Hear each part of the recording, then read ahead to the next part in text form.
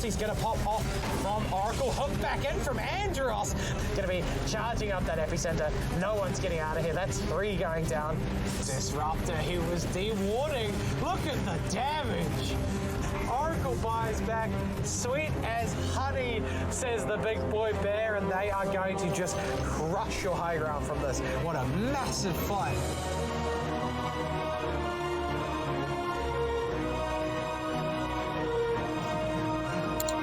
Welcome back, ladies and gents. One grand final spot has already been claimed. The second and final grand spot is up to grab tonight, and it's looking massive. And running through the action right now is me, GTH and WanderingBard. What a way to start off these semi-finals. That semi-final was amazing last night.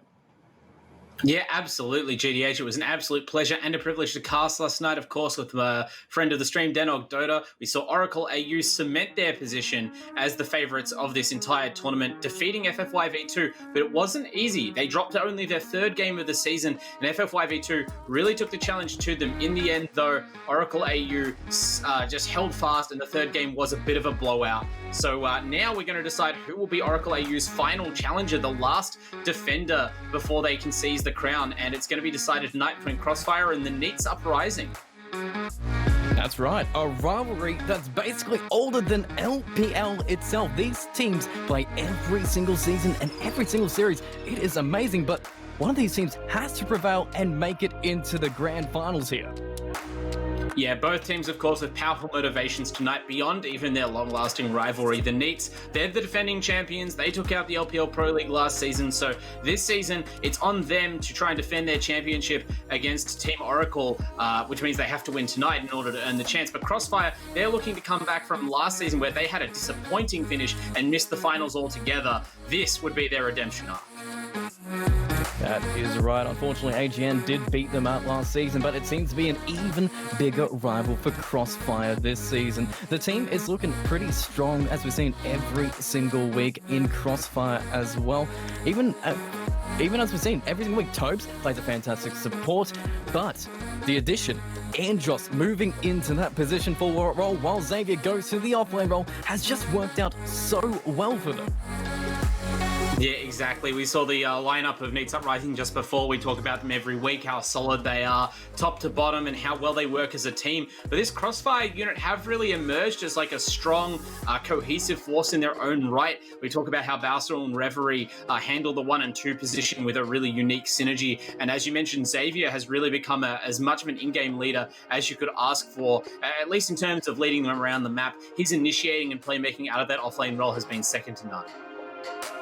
That is right, and his initiating tonight has to be first place indeed. But ladies and gents, do not go anywhere. The action is going to be beginning in the semi-finals. But first, we're going to be hearing through a few messages from our sponsors. So I'll see you after this short break.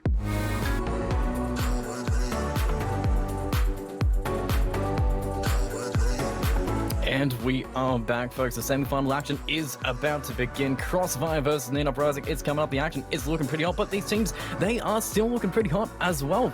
They've made it into these semi-finals with the 2nd and 3rd position between them. They're pretty competitive every single week. They have been showing, even more strategy, even more game plan, even more synergy in their teams here. Who are you favoring going into this matchup? I think I have to favour NEETS Uprising, if only slightly. They were the ones who took out the previous encounter between these two teams head-to-head 2-0, and it looked decisive on that night, but I think that more speaks to the relative inconsistency of Crossfire than a clear skill gap. We've seen Crossfire also hit some really high peaks, including being one of the only teams to take a game off of Oracle AU this entire season. They did so decisively, whereas NEETS kind of crumbled in the face of Oracle's opposition. So maybe Crossfire have the belief that they're the ones who have a better chance at a title shot out of these two. Depending on who goes through to fight Oracle. They are not going to get a free pass from NEETS, though. They will have to prove themselves in this best of 3. And they start out by picking Tobes' signature Grimstroke. Oh, yeah, they're not leaving anything to chance right now, just going for the solid picks here. So we got the signature Grimstroke, but speaking of signatures as well, Explosive Fury on the Rubik. One hell of a position forward that he plays every weekend. Instant answer from Crossfire, though. If we're looking for big heroes, Xavier's Legion Commander.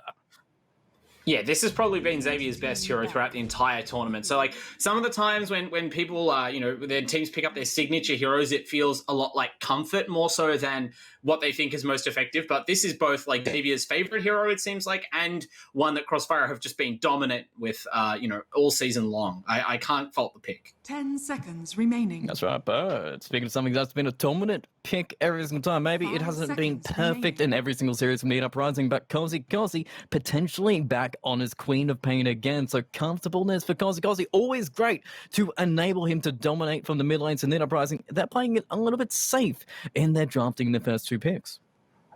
Yeah, it would probably be a mistake for either us or the Crossfire boys to automatically assume that this is Cozy's Queen of Pain, but as much as any team telegraphs their pick this early on in the draft, you could reasonably assume that's where it's going to go. Cozy loves this hero. There are very few matchups where he won't approach with it. We've seen him play it into, what appear to be counters beforehand and just try and take it on with, knowledge and finesse.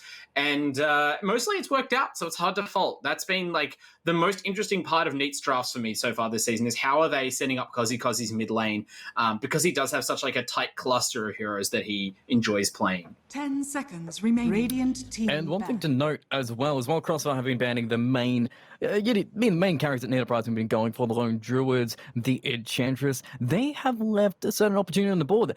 They could pick up the Spag Chen if they wanted to, but maybe they're just baiting it out on Crossfire.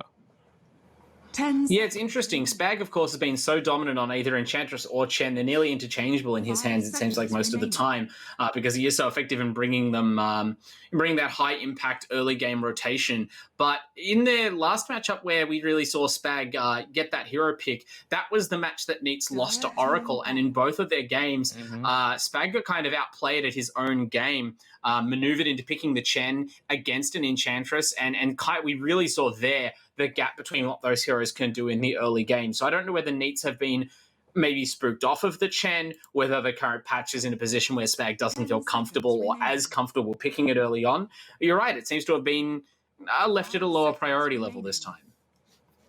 And it seems like priorities are simply just carries. Yeah, Amber's gone, Silas gone, Viper's gone, Spectre, Ursa, Lone Druid, all these carries just being isolated down to Need Uprising. They are losing quite a few carries here. Do you think they bait it out? They see the offline matchup, so they can get a pretty reasonable matchup between the Legion Commander and whatever carry they do, but maybe it is a little bit too early to show their cards. Yeah, I think that the pressure is certainly being put on them to show that carry because Legion Commander is one of those heroes where it's hard to punish in the lane. There's not that many heroes who outright beat her, especially when Crossfire are leaving their options open, especially when you reveal the pick now, to grab a support, a fourth position for that lane who really complements Legion against their pick. But I wouldn't mind, if they have a particular carry in mind, avoiding having a ban. They go for the Snapfire instead, a hero that we saw first banned in all 3 of the semifinal games yesterday. So we didn't see it picked up at all, but we know how much the Neats love to play this. Fury in particular has enjoyed a bit of Snapfire throughout the season, so we'll see what they can do with what looks like a high priority hero on the patch. Crossfire, wow, very fast pick of the win ranger. Yeah, about to say, both these teams are going very into the comfortable pool because Andros plays one mean win ranger. We've seen it before, we've seen it in the previous weeks, and he's been able to dominate between it. So maybe we're approaching this first game just as we pick our most comfortable heroes on each side. We test each one of these teams together, and who comes out on top just dictates what maybe game 2 is about, because most teams, they're not showing anything too crazy here. No, They certainly aren't. This is sort of what we saw from the semifinal last night. Even a team like Team Oracle, who normally play, I'll say, very boldly, like they play in a way that shows their confidence as one of the strongest teams in the region. They're not afraid to take risks and even, take risks that fail because they just feel they can make up whatever deficit they give up, whatever wins they drop. They're going to be fine in the long run. Now that we're in the semifinals, this is not a double elimination final series. There really is no second chances, apart from the one game you might be able to drop in this series. So I don't think we're going to see teams with outlandish picks or overcommitted strategies, just good, solid drafts and an attempt to outplay the opponent, especially these two who sort of know each other so well and probably feel evenly matched at worst. Well, we're actually taking some time to think about this fourth pick here. You've seen the Snap, the Quip, the Rubik. What are we going for a fourth here that kind of stops the extreme ganking potential? Because Wind Ranger, Grimstroke, Legion Commander, that seems like a trio that can really do some damage. Yeah, it's interesting. I mean, right now you've got these two supports, especially the Rubik is kind of vulnerable to being run at by either the Legion or the Wind Ranger. I would also have in the back of my mind, as well as trying to protect myself against that kind of aggressive play, what hero then might be anchoring behind those two, what their third core might be. If this is offlane Wind Ranger and mid Legion, or mid Wind Ranger and offlane Legion, no matter what the configuration, there's likely to be a safe lane carry who's more passive that these two are making space for. Or it's going to be a really pushing early game timed core that they use their kills that the Legion Commander gets to shove around. So kind of a combination of both, actually, as it turns out. The Phantom Lancer picked up the counter the Drow that Neats have grabbed. So Neats pick up the Drow Ranger, which is something we saw FFYV2 do in Game 1 last night, almost as an attempt to counteract the ganking lineup by picking a Drow team, because the Drow team likes to play together, and you're naturally more resilient to being picked off that way. It's just sort of like your natural play style around your core hero protects you from what Crossfire are trying to do. That didn't actually work out for FFY last night, but that was more a case of their lanes being exploited and some other weaknesses in their draft. I don't mind this approach. Fair enough. And it's very squishy, though. Yeah, that's why they kind of shut down any ganker potentially. Underlord, very tanky offlane. You don't want to get that when you get a PL. On the other side is Void Threat. Just jumps on top of the Drow and potentially just destroys her inside. But what's the final pieces here? Because we do need a tackle hero for Need Uprising. And it seems like tackle has been given so much priority in Need Uprising this season. He's just one of the signature pins that they just need to make work. Is there anything that jumps out? Because, I mean, Venomancer is still there, but it doesn't seem like a very good Venomancer game. It's one of those things where it both isn't a good Venomancer game in my eyes. Like, on the one hand, you see this team and you go, they're crying out for some sort of tanky frontliner, an initiator like a Mars or a Centaur or a Slaughter, even some hero like that they can use to hold down their front lines and play a traditional game. But at this point, their lineup is so kind of pushed in this one particular direction where they've got a lot of good ways to put damage into team fights. Like, their heroes all have relatively high damage outputs, and they don't need to occupy a tight formation so long as the Drow can just sort of stay out of harm's way for a few seconds. That maybe they do go for the Tech or Venomancer, because what better hero to utilize the Drow's agility aura? You have great pushing. You're not a frontliner, but you do sort of deny space to Crossfire, and it is going to put on a lot of pressure in the lanes, which I think is where Neats can look to claim an advantage. Whenever we see one of these lineups that looks like it's fundamentally disadvantaged in team fights, you always kind of assume that the team is planning on taking an advantage out of the laning phase and setting the tempo themselves, which certainly is what a Drow Ranger lineup would like to do. Well, I guess we're going to find out, because Crossfire needs their answer first. And from the pieces of it, it is still flexible. You were putting out before. It could be the mid-win. It could be the mid-legion, potentially, if they want to go this far. But what are you feeling now? You've seen the Drow Ranger. Is there anything that jumps to your mind that really just deals with this five-man lineup? The PL pick kind of cements this core lineup as probably being mid-PL, offlane Legion, mid-Wind Ranger.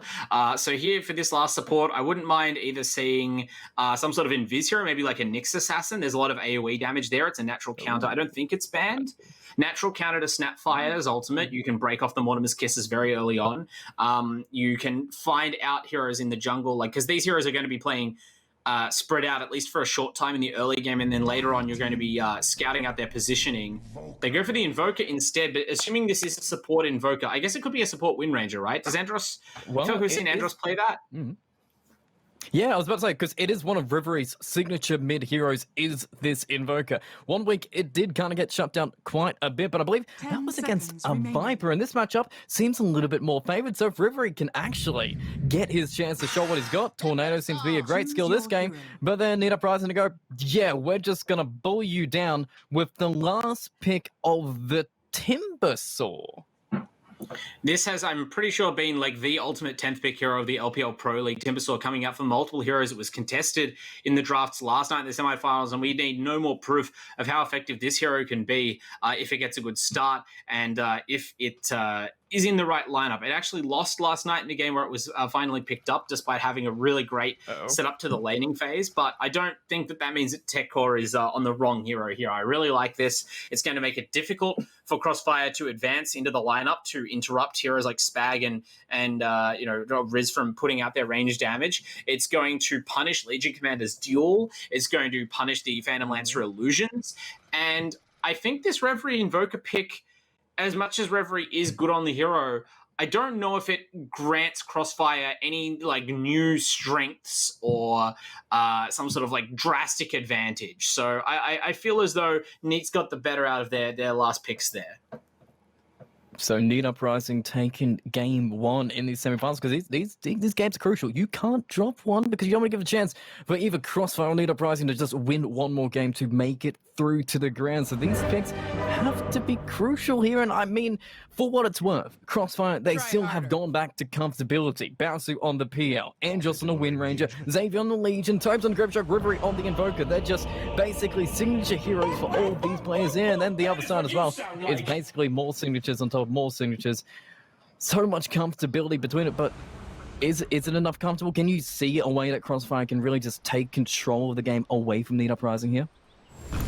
Yeah, I think that this offlane Legion Commander is going to be the linchpin of their strategy. It's going to be the most important factor in their early game and how they're able to, approach the mid game, whether they're the ones reacting to Neats or not. Because we've seen how effective Xavier is in just finding these dual kills. He's so good at it and so consistent throughout the season that I feel if they just enable him in the lane, obviously you have the benefit of shutting down the Drow, who will be his direct opponent. But it means that in the mid game, as Neats are trying to farm up those first items and move out onto the map aggressively, they're going to have to factor in the idea that they could be killed off at any time by a blink duel. Before they're in that tight formation that I mentioned, they might be looking to adopt as a counter.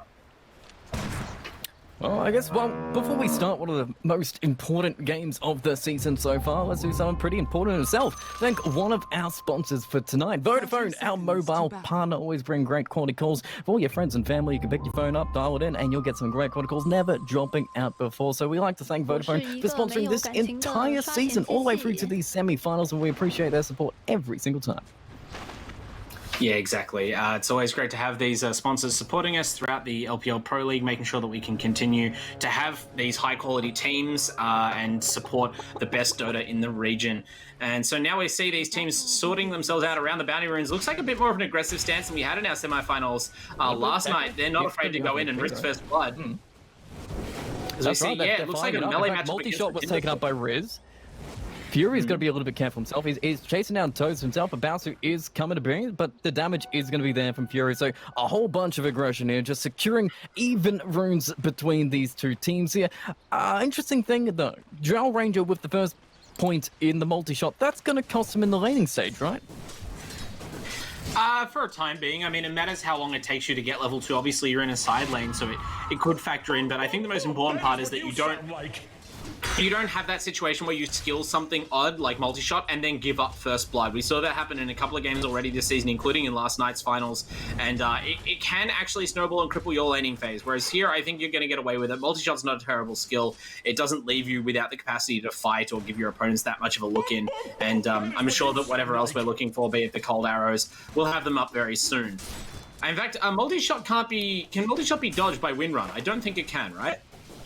I believe it may be. I guess we'll find out. It's an auto attack? Yeah. Hit by multi-shot and hopefully it'll be Renrun, but Tobes, he's taking a whole bunch of pressure in his bottom lane. It doesn't seem like this Grimstroke is really able to, keep both Rubik and Tekor back in this lane. And even top lane, Andros can't really do much himself. He's going to go down. First blood, no Purify going to be used, and the damage is going to be just enough. First blood is claimed straight up by Neat Uprising to start it off. Yeah, that's, I mean, this is what they were hoping for, right? We mentioned the lanes are very important in Neat Uprising strategy because their relative strength there is higher than it is sort of shortly after the laning phase ends. But I was expecting them to break through on the Timbersaw versus melee carry lane, not so much the Drow one. That's a bit concerning for the Legion. little bit here, but it does mean Legion is still fine and getting some farm himself. But mid lane is looking a little bit even itself. 8-2 is literally completely mirrored between these two teams here. In fact, most of these lanes are completely mirrored. Exactly what you want to see in the semi-final here. Nobody's getting any advantages yet from the laning stage. Even Tackle is trying to keep down Bouncy, but this is kind of what Bouncy wants. Bouncy loves to play an aggressive lane, so he's just feeling it. And Second goes from him. He doesn't even care. He's happy to run at you and even die and just TP back. It's how Bouncy does it.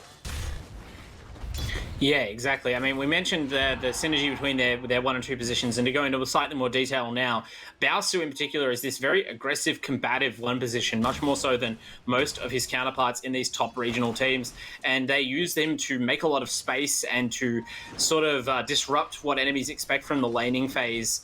Often taking the fight to opponents, even when it means sacrificing his farm, because Reverie is expected to pick up more than normal share of it.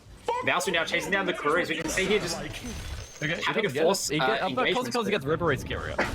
Yeah, it's cool. Yeah, Kozi is playing very deep, right? He played a little bit aggressive again, but with a little bit of whirling death, they cut him down and kill him. So yeah, Baosu's greed gets the best of him. It seems to be one of the patterns with Baosu, but this is going to be costly in a semi-final. Maybe you don't want to die too much and give a good lane to the Timbersaw here.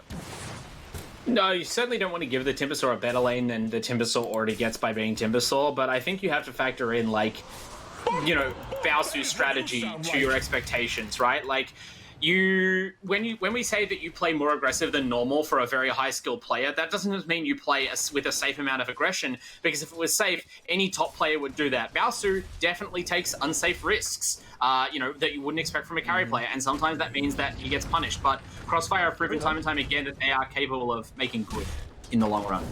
That's cool, and it actually doesn't slow down Crossfire at all. They were happy to play aggressive again. Fury went too far forward. They chased him down. They used the abilities on just to keep him back. Now Tackle's going to be isolated in his lane, and even the top lane itself, it seems like Riz is still having a great old time, but Xavier is keeping up. 17 last hits so far, not really being zoned out too badly by Spag in a position 5 here. Yeah, it's hard to say whether either team would be, like, disappointed to see farm being traded evenly in this lane. It's like Neats and Crossfire both just desperately want the core in this lane to get some last hits. And while you'd love to, shut down Xavier or shut down Riz, I think in the end they might just be satisfied that they're getting the farm they need. And we'll see who comes out ahead in the next phase of the game. Well, yeah, we're going to find out, because it is going to be aggression and exactly how we like to see Dota being played. Even Teko is just going to be bringing it. Same with Fury. They're just, as soon as they got the opportunity, but Xavier in the top lane, man, the multi-shot does pay off in the end and just cuts him down the back. And Andros, did he already use his win run? It seems like he did it. Now Spag can just run the man down. Shotgun blast in the face. It's going to be a double. Need Uprising 0-4 before the 5-minute mark. Spag going off on this Snapfire. I mean, we mentioned that it's been banned out in multiple games already since the patch, and I suppose this is why the hero just looks so powerful in the in the laning phase. Being, that range strength hero, having that super strong nuke in the shotgun on a low cooldown, as well as, the very useful cookie utility that's also a nuke, just has a great skill set up for this kind of, brawling engagement lane stuff. Yeah, back to brawling. As soon as they get the opportunity, Riz, Smag, just an arrow shooting machine between them as soon as you walk on it. It is really punishing for a melee cooler here, but I guess Legion Commander is still one of the heroes that can kind of deal with it overall, and still, you're not kicking Xavier completely out. He just comes back in and gets the farm anyway, but maybe solo kill in melee. No, Sunstrike's going to be on the mark. River tries for it, and it would have been perfect, but ain't going to happen. But Valso, picking up Del, he's being chased down by Tech, or being picked. No, we're going to miss the chain, though, by cutting down the tree itself, and Valso's going to survive, but all these lanes playing so aggressive. No, Valso might not even survive here. No, he's gone down the chain, cuts him up, and even starting tackle under Del ain't going to mean much. That's because he's coming over to dunk with support. To say hey and get a double again. 0-6 rotations are happening. Attack. We're not even done yet. Xavier and Tommy trying to heal himself with the press attack for the Sunstrike. Ain't gonna kill Spag. He walks back into it very low. 1 minute does actually kill him. Okay, you get something in return, but so much aggression coming out from Need Uprising right now. Yeah, Need Uprising are the ones making the flashy plays, but I want to draw attention to Reverie really making his impact felt on the map. That rotation bottom from Kozi definitely has the stink of, I'm not comfortable in my lane, let me go bottom and bully someone who's level 4 for a second so it feels like I'm contributing. And look, he definitely secured that kill and the tier 1 tower. It was a smart rotation, but it is the kind of move you make in response to the Invoker really taking control of the lane. And, you know, we saw the Queen of Pain nearly die to that Sunstrike before, and then Reverie follows that up by getting a clear kill on the top and turning around what would have been a really bad engagement with that Sunstrike. So, credit to him. Sonic Wave? Oh, my man, he came back to die.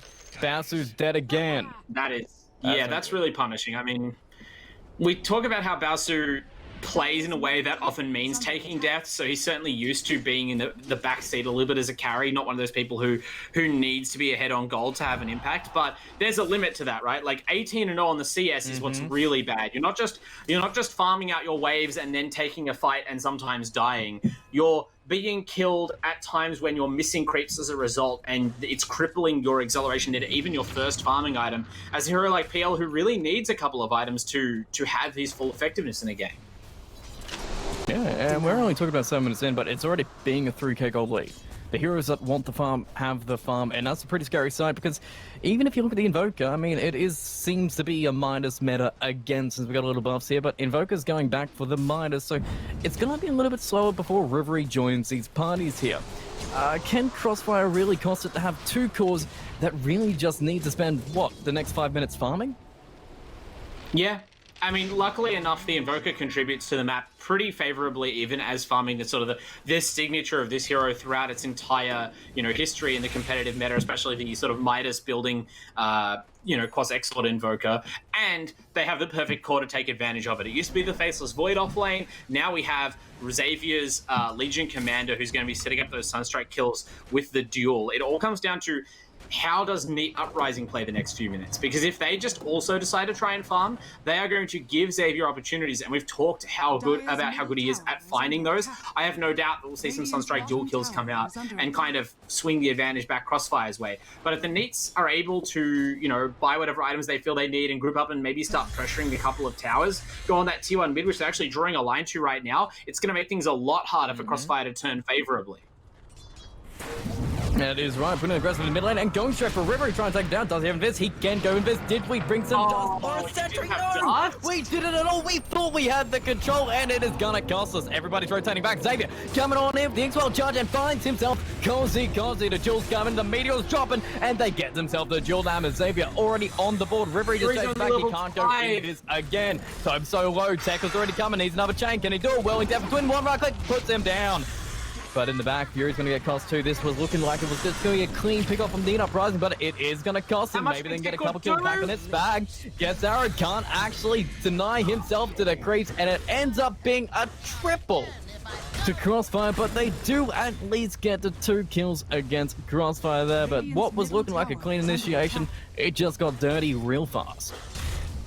Yeah, I mean, I saw the line drawn on the minimap. I saw the 3 heroes closing in on the Invoker and the mid-tier tower, and I thought, Neats Uprising, this is why they're such a great team. They know what they need to do, but maybe their knowledge of what they needed to do, their reach sort of exceeded their grasp there. They didn't have level 6 on the Rubik, which left him unable to really contribute as much as you need to that fight. They did not have the dust to secure the Invoker kill, which seems like such an essential thing. I mean, okay, there is a sentry down now. I'm not sure if that was placed mid-fight, but whether it was or it wasn't, they certainly didn't seem to have any follow-up onto Reverie after that Ghost Walk came out initially, and that cost them so much.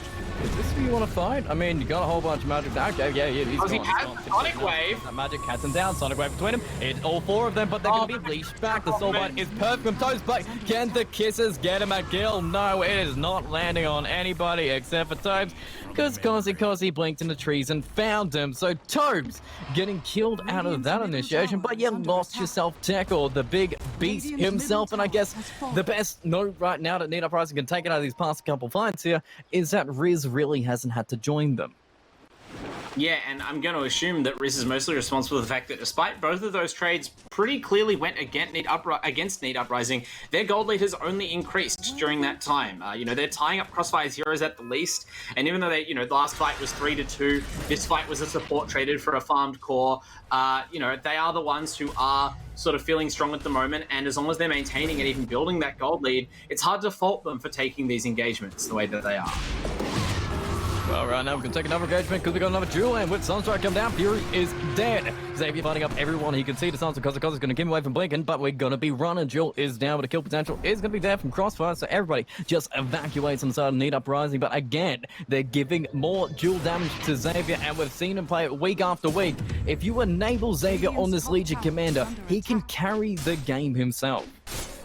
Dive happening at the top lane. We see Timbersaw really exerting his strength on the map. Tech core level 9. Andros' support Wind Ranger. I mean, I've mentioned that I feel iffy about this pick. Andros, I think, has done enough to prove that it's justified for Crossfire when it's in his hands. But certainly this is the kind of time when you look at a Wind Ranger and go like, is this really doing all that I want my support to be doing for me? Why a Wind Ranger of all things? Is it these auto attacks are not tickling the Timbersaw? You have this okay-ish nuke in a power shot that doesn't lend any additional utility, and a stun that's unreliable. So, you know, certainly not looking that impressive, but, I mean, it's a support lined up against the Timbersaw. What do you want?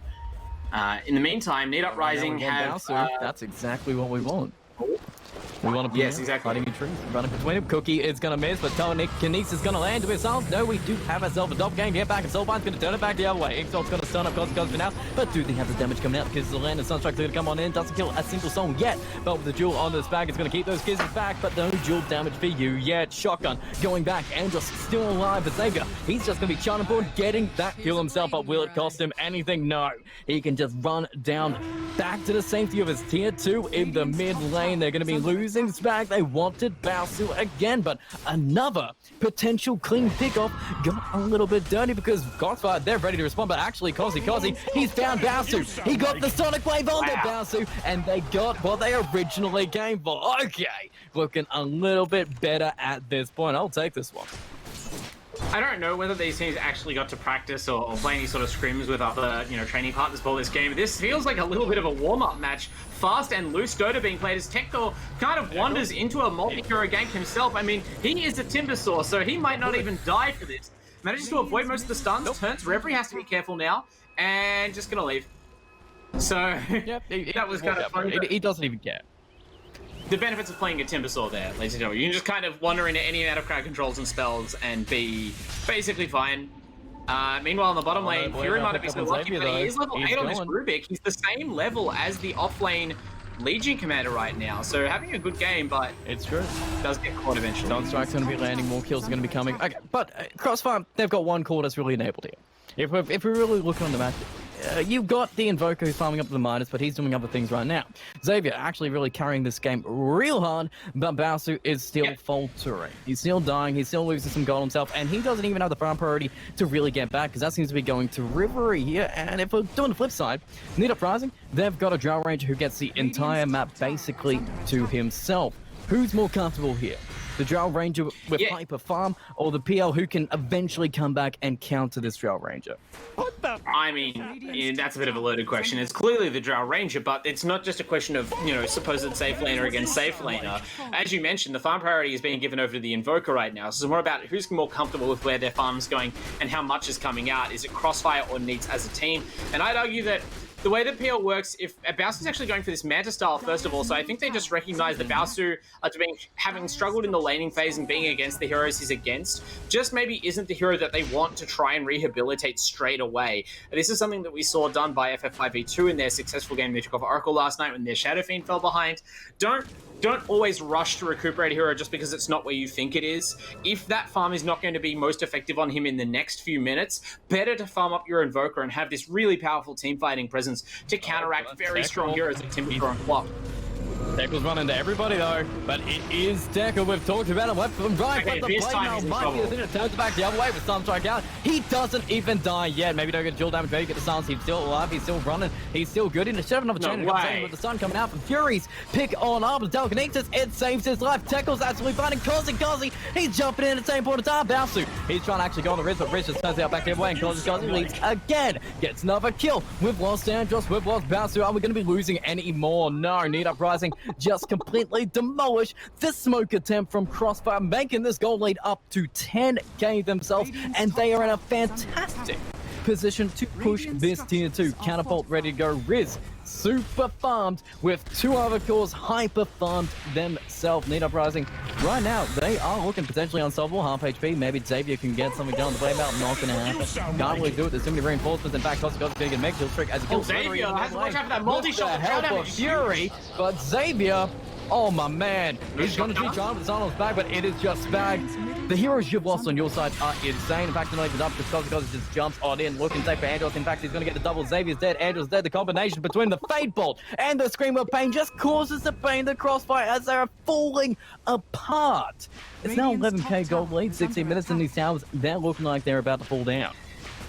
This is such a weird game to commentate, GTH. These engagements feel so loose, like that I couldn't tell whether that Spag move was genius or foolhardy. And committing onto the, I thought there was a follow-up, didn't have the nuke, but just kind of like stunned. The Legion Commander died, and then, you know, because he's like, well, now I can blink in, my Scream's off cooldown, and gets the kill. But it's like such a loose game from Neats, and nevertheless their heroes are well enough suited to it. Like this Timbersaw gets initiated on. I defy you to say that they're calculating like every aspect of these fights and they can see that they're going to come out, you know, this far ahead from them. But I think they're just kind of trusting in their players, trusting in their heroes, trusting in the fact that during all of these engagements, sloppy as they might be, the Drow and or the Timbersaw have been on the other side of the map farming for almost all of them. That's why their gold lead just keeps going up and up and up. So the fact that they're winning the fights as well is like a bonus. But, you know, they are kind of okay playing this more instinctive, you know, yeah, let's go on them, we'll collapse on this kind of gameplay.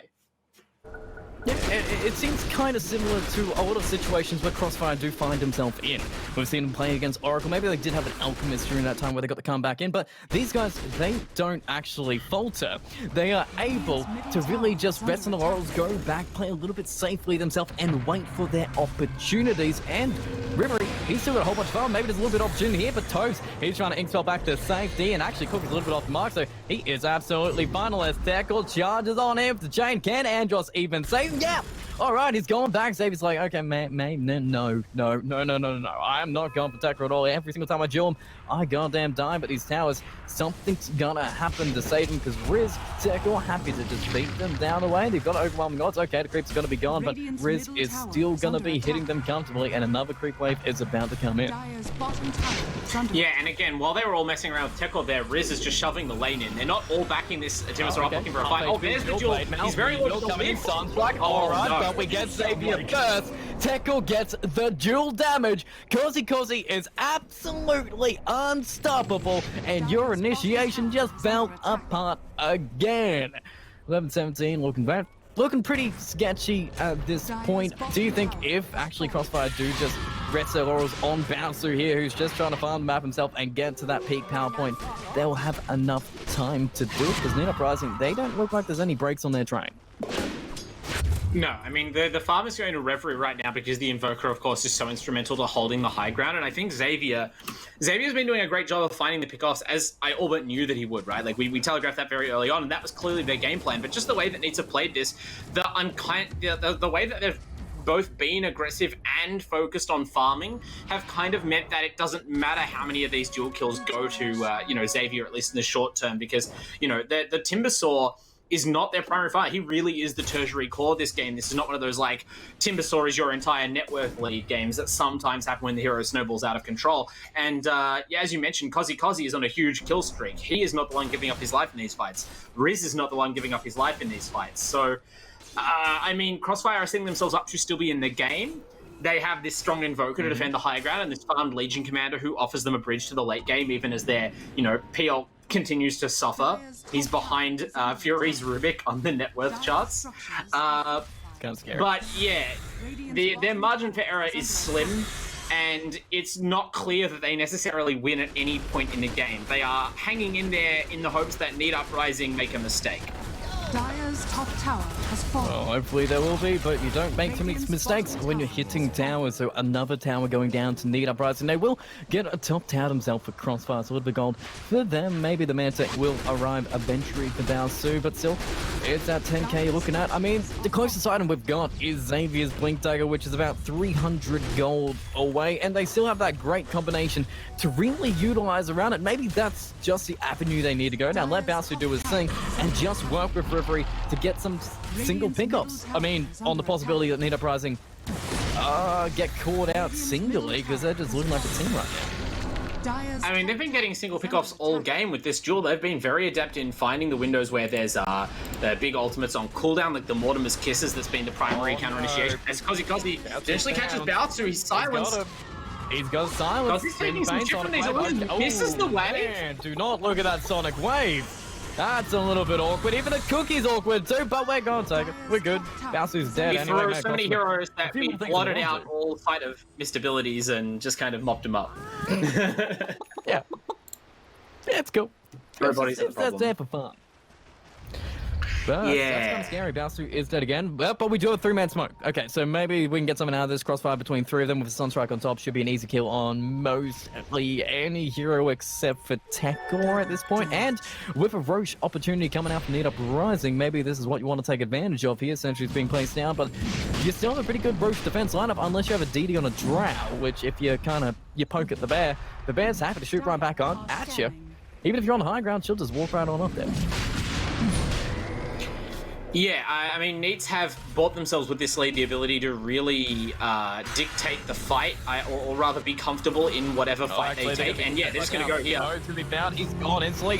Give me a double loop. No. Oh, Finding a duel with Riz, but he's on the high ground and just hitting Dave from the low ground, but he's dead. He's gone. He's out of here. And maybe they just need to run back because Xavier is dead. Tornado is great to hit 2 of them, but it doesn't hit the 4 chasing down. So Xavier dead anyway. Rivery's already out of here. So you lost 3 heroes. Get yourself a Riz. Potentially, you can still take the Roche if you want. And Tekko, he's just chasing down for more. He doesn't care. Back down Rivery on the high ground. And with the dust actually brought this time by Fury, they're gonna get the Invoker as well. 4 dead. On the side, Baosu looking to clean up himself. Spag so low. Doesn't really matter if you take down Baosu too. He's out. That team wipe. Need Uprising completely decimate Crossfire and just march back on into that Roche pit.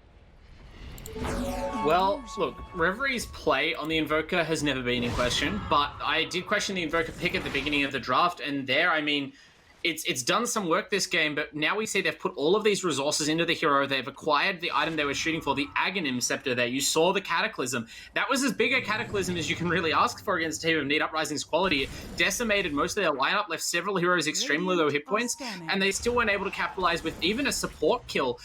The Invoker just seemed to be a little bit too far out of the fight. I was waiting for like the Tornado to fly in or a secondary spell immediately on the heels of that Cataclysm, but it seemed to take Reverie another few seconds, critical seconds, to get into the fight itself, and that's just not good enough. When with such a high stakes fight, deciding the balance of the game. And right now the balance is tipping pretty hard. Maybe it's going to fall right off this table here to 14k gold lead. Look, is looking a little bit insurmountable given the fact you already have the Aegis on your side as well, potentially, whenever you really want to go into it, because every single time Crossfire really defend it, they just lose so many heroes themselves. In fact, they're just situating around it. Angel's just sending in arrows to make sure they can't do it, but then Need Uprising like, yeah, we don't care. We're just gonna maybe smoke out ourselves and fight you instead. If you just want to be focused around the Roche pit, we're just gonna focus on you as a 4-man smoke with Tackle baiting in the mid lane. Maybe Angels can keep this mid wave pushed out, but yeah, really don't want to jump on the Tackle here. I'm pretty sure we have a good idea where Xavier is actually hiding at this point. In fact, Smoke is breaking because your blink is a little bit off the mark as we blink back to safety. Vision being placed down by toes. We'll actually catch up most of them, but we're not getting caught out if we are Crossfire, which is the main thing. And maybe this is the point that you just march on into Roche and just try and take it for yourself. You still got the damage that you already did to it, but the fight seems to be happening on the backside as Toves gets caught out by Fury. Tackle running on in. Xavier looking for the duel, but ain't gonna happen. And with the kisses coming out, can they get themselves a Legion Commander too? Duel coming out on Gozzy, but the Cataclysm does get him in the end. He tried to run, but he couldn't run fast enough. Tornado, finding Blitz, everybody running back. You've lost 3 again itself, and Bowsu's just dead. Bowsu died to Riz. He just ran on the high ground and died. What is going on? I mean, the Phantom Lancer has 1,000 less net worth than the Rubik, Like, that's just the game state, right? You can't expect to stand up to this super farm Drow Ranger who's almost double PL's farm. It's brutal right now for Balsu. And Crossfire, I mean, look, you can look at a glass half full and say that Cataclysm for now 2 fights in a row has looked like it was close to breaking Neats Uprising just by itself. And if you have one spell that you can cast every fight that's doing that much damage, you're surely in with a hope, but they just haven't been able to produce any meaningful follow-up. They were lucky to get the Queen of Pain kill there, and the rest of the team was already dead. The fight was over by the time that spell even landed. So they have to find a way to try and do more. The high ground defense is the clear answer, because at least then you know that Neats Uprising will have heroes in reach to follow up. But unfortunately, you're giving up another free kill there on the Grimstroke, and there's always the possibility that instead of the big final fight that you're hoping for on the high ground, if you get caught out too many times, it could be a very anticlimactic march uphill from the Neats. Potentially. They have one hell of a pushing lineup between them. Drow hits so hard right now, and it's looking pretty scary. You can barely even kill Timbersaw himself. He's just so much of a beast. And then when you're looking at your heroes, they don't have too long cores themselves. Balsu, he's farming, and Kozikozi's waiting. Kozikozi's hunting. He just wants you to go for the next creep wave, and no, Balsu, he will, but no. We're playing it a little bit safe. Kozi with the bad... Oh, Balsu? Balsu! The doppelganger, do we know? No! We're playing forward, but we do see the illusion. Maybe he can find it out from this one. No, but Balsu should run. He shouldn't die here. He's going. He's in the trees. He's being a little bit greedy again. He's doppelganging down. Okay, TP out this time. He will not feed his life away and actually give the opportunity for a smoke himself. Maybe this is how Crossfire take it back. Between the 4 of them, Bounce is going to be farming at this point in time, but you got enough damage in your combination. It may not be a Cataclysm, but it might be just be the damage, the kill you're looking for to get your way back into this game with some good pickoffs. If you find Riz, maybe he's got the Aegis, but if you take it out, it's going to be good. But Fury, would put some dual damage back. Was able to Cataclysm being used. He's gone. It's an easy dual damage for himself. Sounds off to mark from Riz. In fact, he is chasing. Does go backwards. Takes actually Bounce's courier, which goes through the middle of the river. So yeah, that just happened. I would have been given back, but still, that's killing. It's a little bit of dual damage. Infinitely scaling Legion Commander. This could pay off eventually. I'm always skeptical of the idea of infinitely scaling Legion Commander because at some point in Dota, it doesn't really matter how much damage you have so much as how good you are at applying it. And Legion Commander is a hero who, by design, can struggle to actually get value out of that damage. But, every time. He seems to be the hero being victimized every time. Yeah, he just isn't mobile enough and has no defensive ability. Just poor support player going down as a sacrifice. I mean, that's half a tower gone already. The glyph is already burned from Crossfire. Now they are using up their defenses rapidly, and this Drow Ranger is such a threat.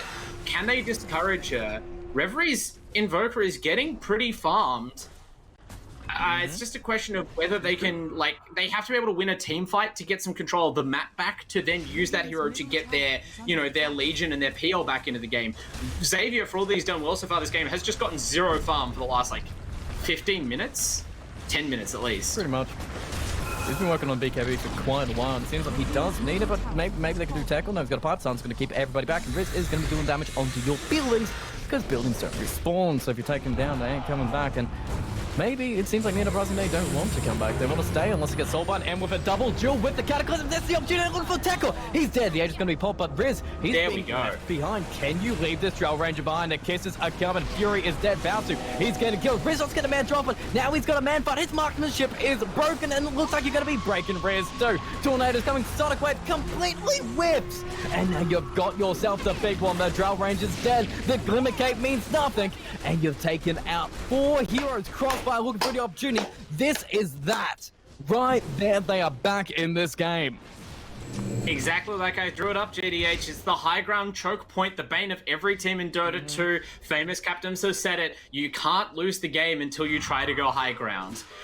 So that's definitely true here. I mean, obviously, you must break the base at some point, but the Neats there, they tried their best. That double duel is not the Grimstroke combo you see most often, but there it was critical, setting up the biggest Cataclysm yet, and finally, the Crossfire team was actually alive and in position to follow up on that spell. Balsu, we talked about how they chose not to farm this PL in the early game, but this is why I was confident the hero just fundamentally in how it plays, how it operates with that army of illusions is just worth something in a team fight, no matter how little farm it has. Once you have that first item, you see him just spill onto Fury's Rubik, and as much as I joke about the Rubik being ahead on net worth, there's no contest there. The PL just overwhelms him and doesn't even really pay anything. There's no real risk to the hero when Neats are already in disarray from that dual Cataclysm combo. From there, it's very easy for them to clean up the rest of the fight, and now Neats will have to seriously consider how they're going to approach the base. I think BKBs are a minimum on their cores, and they may have to consider trying to force some sort of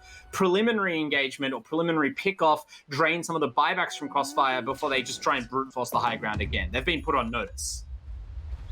That is true, and notice it may be. It has actually opened up the map for every single hero Crossfire as well. Xavier, who was farming at the BKB, he's now got time to hit some creeps. So looking pretty good on their side, even if we are looking at a net worth difference of 12k now. It was previously, what, 15k? And, I mean, the BKBs are coming. In fact, Cozy is completely hearing what you're saying. He's going double defensive here. He's going Lincoln CSC. That duel does not happen to him. Are we just going to be waiting to farm up on the side of Need Uprising just to make sure we don't repeat it? And if we do that, are we not giving the opportunity just for Baosu to become an even bigger beast himself, pick up Diffuser Blade, maybe get another item on top, and just limit your chances as we get closer to the ultra late game?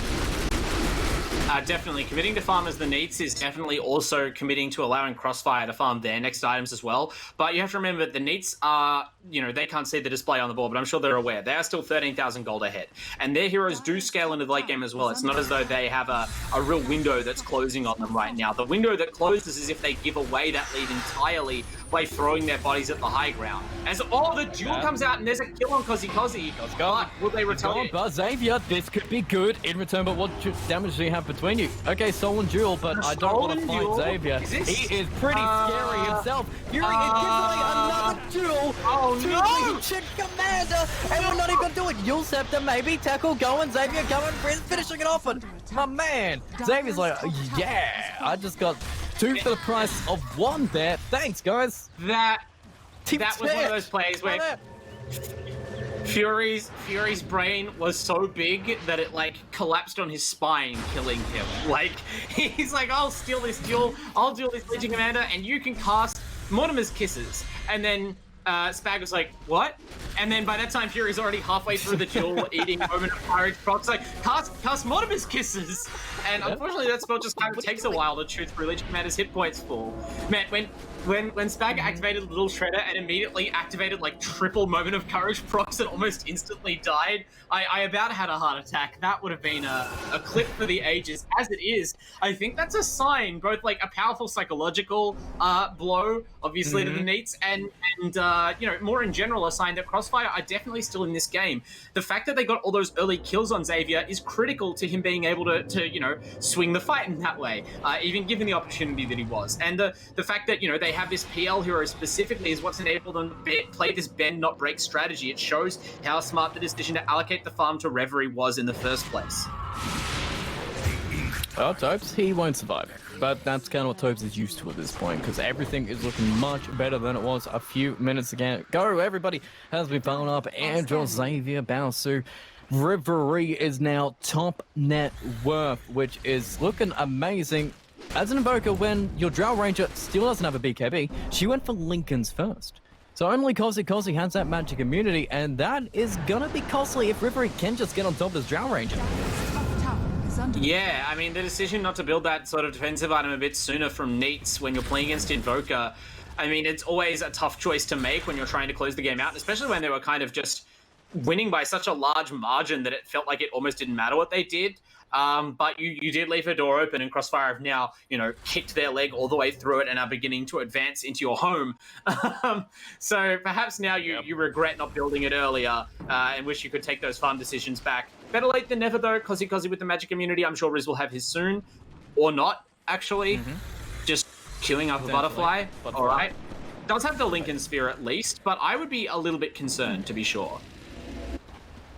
Well, right now we did try to smoke on the side of Need Uprising, got absolutely nothing. So Crossfire, in return, they're going to smoke up themselves. This time, the entire team except for Rivery. But Rivery, he can send his regards wherever he is on the map. So I don't think they're too bothered by this. Double damage in the river might be called out. Looks like Cozzy blinked in to get a tackle. It's going to keep the top wave pushed out, but that means they're going to be split on the side of Need Uprising. Jill's going to come in, but Lotus Orb reflects it back. But I don't think it even matters when a Cataclysm gets dropped. Cozzy gone. Riz gets blown up. Spag gone to make it a triple and now tackle. He's pretty beefy, he's pretty scary, but without mana, he can't do a single thing. And tackle is gonna take a while to chip down. Maybe he can chain a little bit away. Okay, you did miss the stroke of fate, but you're still gonna chase, and the sun's gonna be there. He's gonna be chaining back to the mid lane, and maybe he does get away. Maybe you don't sacrifice any more kills. It's a great escape if it's tackle, but everyone is chasing him down. He's chaining. Look at he's Reverie. running, but what can he do? There's an invis magic man on his tail. Okay, he's going for the runes instead, and May says, yeah, Tackle's gonna actually have to go the long path down, so we're gonna find him anyway, which he does. He literally sees him trying to chain through him. They're just gonna be waiting for the reinforcements to arrive, but he is regenerating quite a little bit, so you gotta be careful about that. Do they actually want to bother with Tech War here? Maybe. I don't know. They're He's chasing wasting him a down. lot He's of just trying to time. cut the wave down. That's true. Yeah. They can't get anything bigger than. Okay, now they're right. They're maybe waiting to duel maybe down. that's enough. More duel damage on the lead commander. He's got so much. He's been fed so many kills, even by Need Uprising themselves. It's kind of scary, and it also does show a little bit of downside for the Lotus Orb pickup itself. It still doesn't stop a duel. No, it doesn't. I mean, it's useful for being a purge, and credit to them for like picking up the full complement of defensive items. But yeah, I would have actually not been surprised to see stacking Lincoln Spheres across this team. Baosu, whoops. Yeah, that's some Baosu stuff. Not the good kind. Probably Dire's bottom tower is under attack. harder for me to justify, even as a great defender of Baosu dying on cores, why he would be at the mid tier 2 by himself. And unfortunately, this looks like the maximum punish. This DD rune that's been sitting there for almost the full 2 minutes, I would think, or even that's a new DD rune, is grabbed up by Riz on the Drow Ranger and walks straight into the Roche pit. So this is the most costly Baosu thing you'll ever see.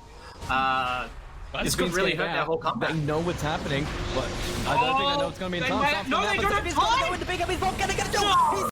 He's so low, he's going to take it, but who's going up? Ground. It's still on the ground, the Jills are coming up, the Jills are coming, Fury is back instead, but Cozzy snatches it in the end. He's spinning, he's going, his BKB is done, and so is Cozzy's Aegis. He's got no reinforcements. The Inkswell is coming, the team wipe is happening, and Need Uprising are gone. What Did a we just fight see like a from Roshan Crossfire. dash make the difference between victory and defeat for the Neats? Like, they were so close to finishing that Roshan, and you assume that they must be able to like finish it, pick up the Aegis, but Xavier, like a man possessed in that pit, just dueling every hero who comes near the Aegis. He can't pick it up. He's just taunted as well, but with 310 damage in a blade mail, like, he doesn't care. He's just wrecking this Needs Uprising team as they try to grab the precious Aegis. And even Cozzy, I mean, it's debatable whether it was worth his life in the end just to deny it from Crossfire, because now their lead has completely disintegrated, and this Legion Commander. No, Xavier. We keep talking about Xavier on a Legion Commander. The man carries this game so hard on it. It just seems at this point you're like, just ban it. Just ban it. Get it out of here. Make sure you cannot pick it. We'll put it on tackle. We're just going to keep it out of his hands. Has fallen. They picked a draft where, from the start, they telegraphed that Xavier would be the only active hero on the whole map, right? Like, that's the kind of thing that normally makes these heroes fall apart, makes their games too difficult, because it's just normally the kind of thing that a team like Neats can manage to just, okay, let's keep track of this one Legion Commander. Just ping where he is, don't go near him, don't let him blink on you, don't like let his supports get up behind him, just don't feed the guy. And Xavier just keeps finding the kills. He forces the action. Does, and right now Bowser falls the action third. They've hexed up the soul button, but they bounce the cookie into a soul button to run on back. Bowser is in your base. Meteors come down. Cataclysm is a finish off. No, nobody's dead yet. The cheese is going to be in by Riz, but he is back in base. That's what matters. Nobody's dead, but the BKBs have been off. The defense is just a little bit weaker on the side of Need Uprising while your buildings are going down. This is a complete reversal of 10 minutes ago. Crossfire have just taken complete control of this game. Cozzy is blinking to safety just back into this fountain, while Baosu, who has been destroyed for the past 30 minutes, is now dominating in your base. forcing you to run away from him, run away from Crossfire. Neat Uprising. It's now a 5k gold lead against you. You had a 15k gold lead yourself. That high ground push that you did 20 minutes ago has completely thrown this game all the way back to Crossfire, and now you're thinking, what can you do at this point? Because late game has arrived. Rivery, Baosu, Xavier, the 3 triple threat cores are farmed and ready to go, and I'm kind of running out of answers. Yeah, it's crazy how things are going. I feel like it is still, like, the game is closer than Crossfire.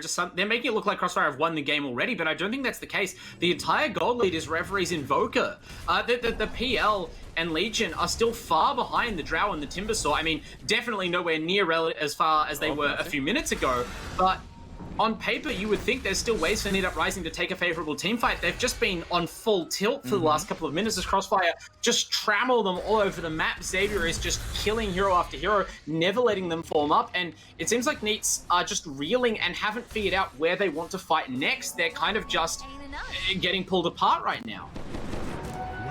No, I mean, it's looking completely different from what it was a few minutes ago in the game, but I mean, at worst, they still have a pretty good initiation if they do get a smoke off. They just seem to be needing to get the initiation on the Crossfire, but it never goes that way. They're keeping the attention, and that's going to find Kozzy. They found Kozzy. He's gone. He does have a buyback, though. How do you just find the kill on a BKB? In fact, Xavier right now mid, he's going for Tekor. It's more kills. The Cataclysm has arrived, and Tekor is dead. No buyback. 95 seconds away. Running into your base. Silence on up. Riz. Okay, it's going to be a meat mincer, but Baosu comes on in to find him. What's all getting back to BKB, but everybody's buying back. Kozzy TP's into a tornado, and the damage is going to come to BKB, but the soul bind between them chains them in place, and Kozzy's looking like he's just come back to die anyway. Kozzy gone. Rivery charging down, keeping Neats back, and Crossfire just taking complete control of this game. Maybe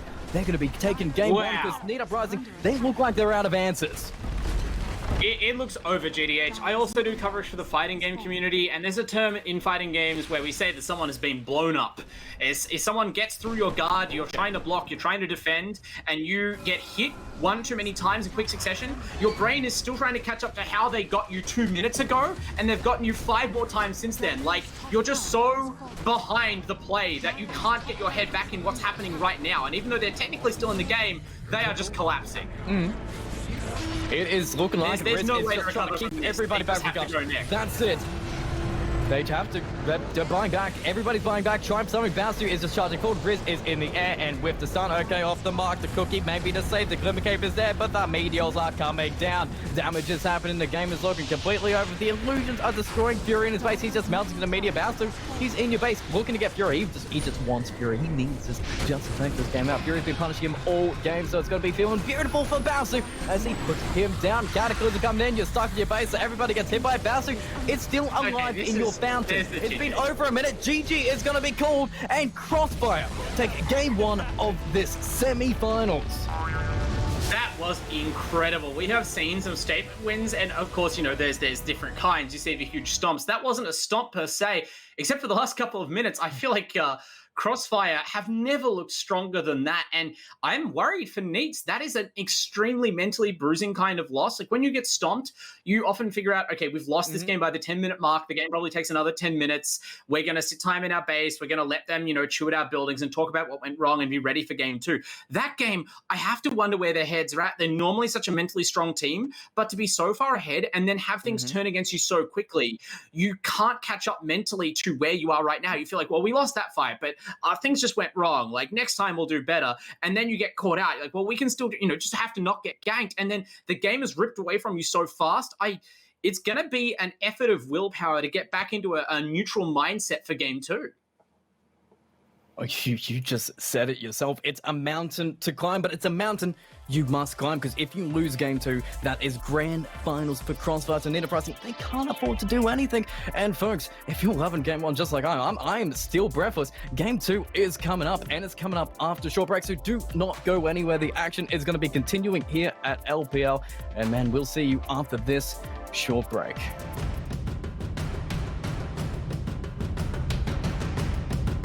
It is game 2 time, and I am still breathless after that game 1 series. I don't know where to go. It seemed like Need Uprising had complete control for the first 20 minutes, but then Crossfire, the quality squad that we know them to be, just like when they fought against Oracle, they stayed together, they knew their timings, and they brought it all the way back in an amazing fashion.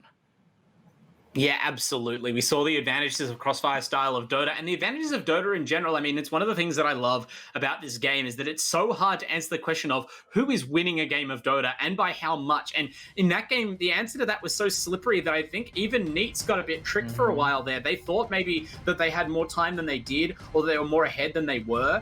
And certainly the early games seem to back that up because they were playing, like I said, very loose, very, sort of recklessly or on instinct, just going in and then sort of seeming to figure out the engagements afterwards, and maybe that gave them a false sense of confidence. But that Invoker pick, I admit, I doubted it, but in the end, when they were able to capitalize on that Cataclysm, they never looked back. And between Reveries farmed Invoker, Balsu's knowledge of how to play his hero as like this underfarmed tertiary core Phantom Lancer, and of course Xavier's like just non-stop ability to find blink duels constantly on every hero, they kind of demolished Neats mentally as much as in the game.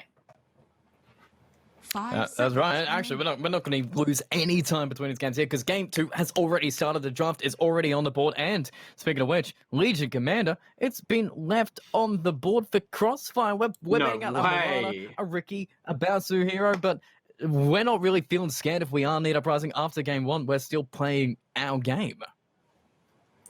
In almost all situations, I would applaud them, and I would say it's good not to be scared. It's good to feel as though, you have the advantage. If you didn't think that the Legion Commander was the hero that is actually the banned target in game 1, you don't necessarily change your mind for game 2. In this case, though, Xavier's Legion Commander is out of control. It's been out of control every single time it's been picked. And the potential, even for Crossfire, I don't think they'll grab it early because they sense that, Fury might be baiting them, and certainly a hero like Treant, is a good defensive hero. There are certain counters to Legion Commander that you don't want to pick it into, stuff like Oracle that we've seen completely disrupt the hero in earlier games this season. But if you leave it in the pool past the next wave of bans, I'm sure Crossfire will be looking for a window to grab it up later on in the draft because it just brings such an X factor to their lineup. I don't think I can ever count them out of a match while, Xavier is sort of operating at capacity. Yeah, put him on a tempo creating hero. He'll just completely control it. But thinking of someone a little bit different, Tobes. A hero that we haven't seen him play too much on. A hero that hasn't actually been too popular in this season at all of LPL. Warlock, the first pickup for Crossfire here. Yeah, it's an interesting pickup. The hero, I think it got buffed a little bit in the most recent patch, but still hasn't certainly improved its chances. But okay, they go in for the Spectre. There has to be a reason why you go for a hero like this Warlock, and there's sort of two really big ones. One is that you're trying to use the teamfight combination of the Rock and the Fatal Bonds. You're going to pick up other heroes that play off of that, like a Venomancer. That's what I'd expect out of Neats. The other one is that you're being a babysitter because, of course, Shadow Word, probably the strongest babysitting ability in the game, and Warlock is a great hero, having strong stats and auto attack as well. Spectre, one of the premier carries of the patch, and a great challenge, a gauntlet to throw down to the Neats and say, okay, can you beat this? Now you've got to try and punish a Spectre draft. Radiant and if you want to get heroes that are pretty good at punishing, say, Warlocks and Spectre Drafts, people who stop spells being channeled, Disruptor Treant, a pretty good combination. Static Storm, Kinetic Field, Overgrowth. We've got a pretty good control to put some damage into Need Uprising. They've got a whole bunch of different strategies that they can exploit because both these heroes are still just good traditional laners anyway, if you don't want to just focus down on their teamfight abilities. Yeah, and you've got a slight bit of flexibility. We always look at, how much can you flex through your draft. Crossfire have obviously forgone that by just picking what is blatantly their one position early on in the game. Instead, I think their X factor for their draft comes from the fact that Baosu, assuming it is Baosu on this Spectre, we don't know whether he's going to play this like a Spectre or like a Baosu hero, because maybe Baosu, if anyone was going to be like the specialist, like Diffusal Manta or Diffusal like Blade Mail Spectre player, I would imagine it's Baosu. That being said, Neats, their draft lacks a lot of damage right now, and against a Spectre, that's not where I'd want to be. Right now, I feel like you have to be setting yourself up for a very high damage output core to combine with the control that Treant and Disruptor bring. Otherwise, you are definitely leaving yourself open to what the Crossfire draft is doing. Yeah, and actually, the third pickup for the Snapfire here, traditionally I would have said, okay, it's just going to be a support here. It's position 4 Snapfire, does the same thing in the lane, times cases in the back, which works with Fatal Bonds massively. But Crossfire, they're one of the teams that actually put it in the position 3 role as well. What would you want here? Is it a little bit... not as straightforward to play in the 3 role. It might be safer in these semifinals, considering you just need to win this game to play it in the 4 role here, or we're just going to go back down the Crossfire Flare, pick up Sapphire, potentially pick up the Pudge if we're feeling it. I think that grabbing the Pudge on top of the Snapfire might be a bit much, although you could be, like, Spectre is a great hero to sort of give you an excuse for an overall low damage draft. You just say, well, everyone else is bodyguards for Spec.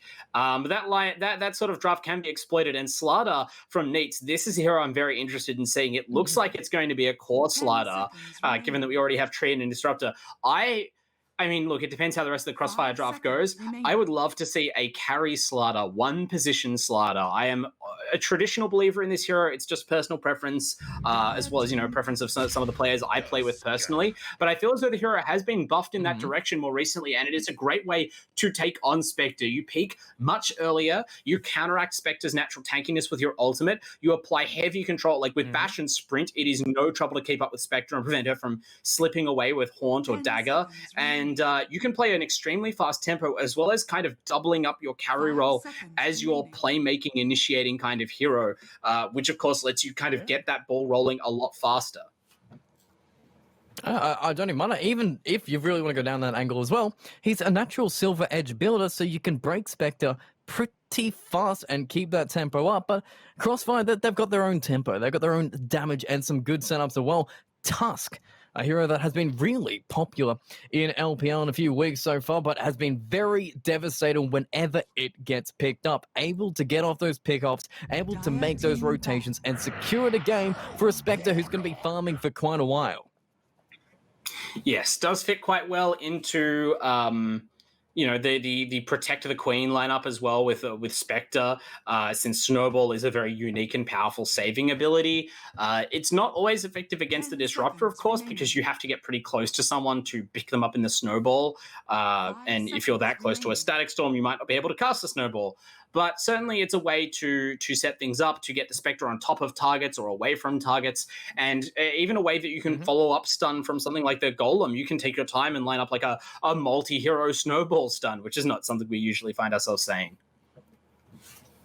That's true, and actually, Neat Uprising, they're not going to be going down your angle, at least on paper it seems. The 4th pick is going to be the traditional carry, a Troll Warlord, maybe to out-tempo or just secure the late game themselves. Quite a devastating carry in this meta, though.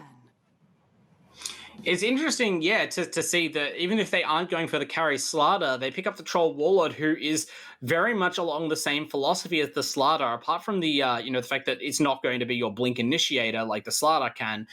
Both of these heroes have a similar approach to taking down Spectre. You just have these incredible, stand and deliver heroes who will fight against the Spectre at basically any stage of the game. Obviously, it's still very possible that you lose a team fight if the Spectre kind of rolls through your lineup and your own supports get decimated while hers are alive, but she at least has to respect the Slardar and the Troll, and if they ever get on top of her, the bashes and roots are a real problem for, I assume it's Baosu on this hero. We'll have to see though, because if that is the case, Reverie's hero is the last pick. Kozi finally forced to commit in this little game of brinksmanship between the mids, goes with another traditional Kozi hero in the Puck. The TA has been banned out by Crossfire, so what's the final option here? What's the secondary core to support the Spectre? I would love to see something really out of left field, like a Huskar, something early game focused that we saw work and is potent against Slardar and Troll. It's been banned? Okay, right, yeah, one of the most recent bans. I missed it. And they got the Razor as well. So good play by Neats Uprising to negate the two. Those are probably the two options I would have leaned to as well because of how well they work against Slardar and Troll.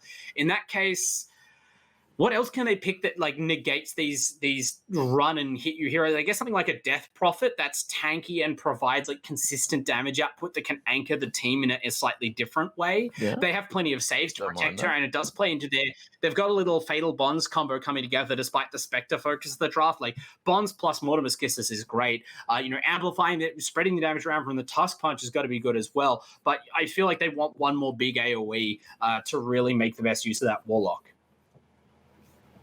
Well, I mean, they've still got options on the board. You've only taken out TA the Viper, the Razor, the Husker, the Void Spirit, those heroes. But Rivery, he does have a few more heroes in his pool if he does want to go. We've seen him play, a Kunkka.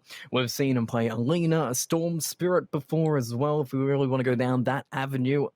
There's still ideas, but we are thinking about it. We got a minute to decide, and it is Kozi. He's probably his most signature hero, at least what we know him from this season. Other than Queen of Pain, this man picks up a puck. He makes the plays as a puck. He is such an aggressive puck player.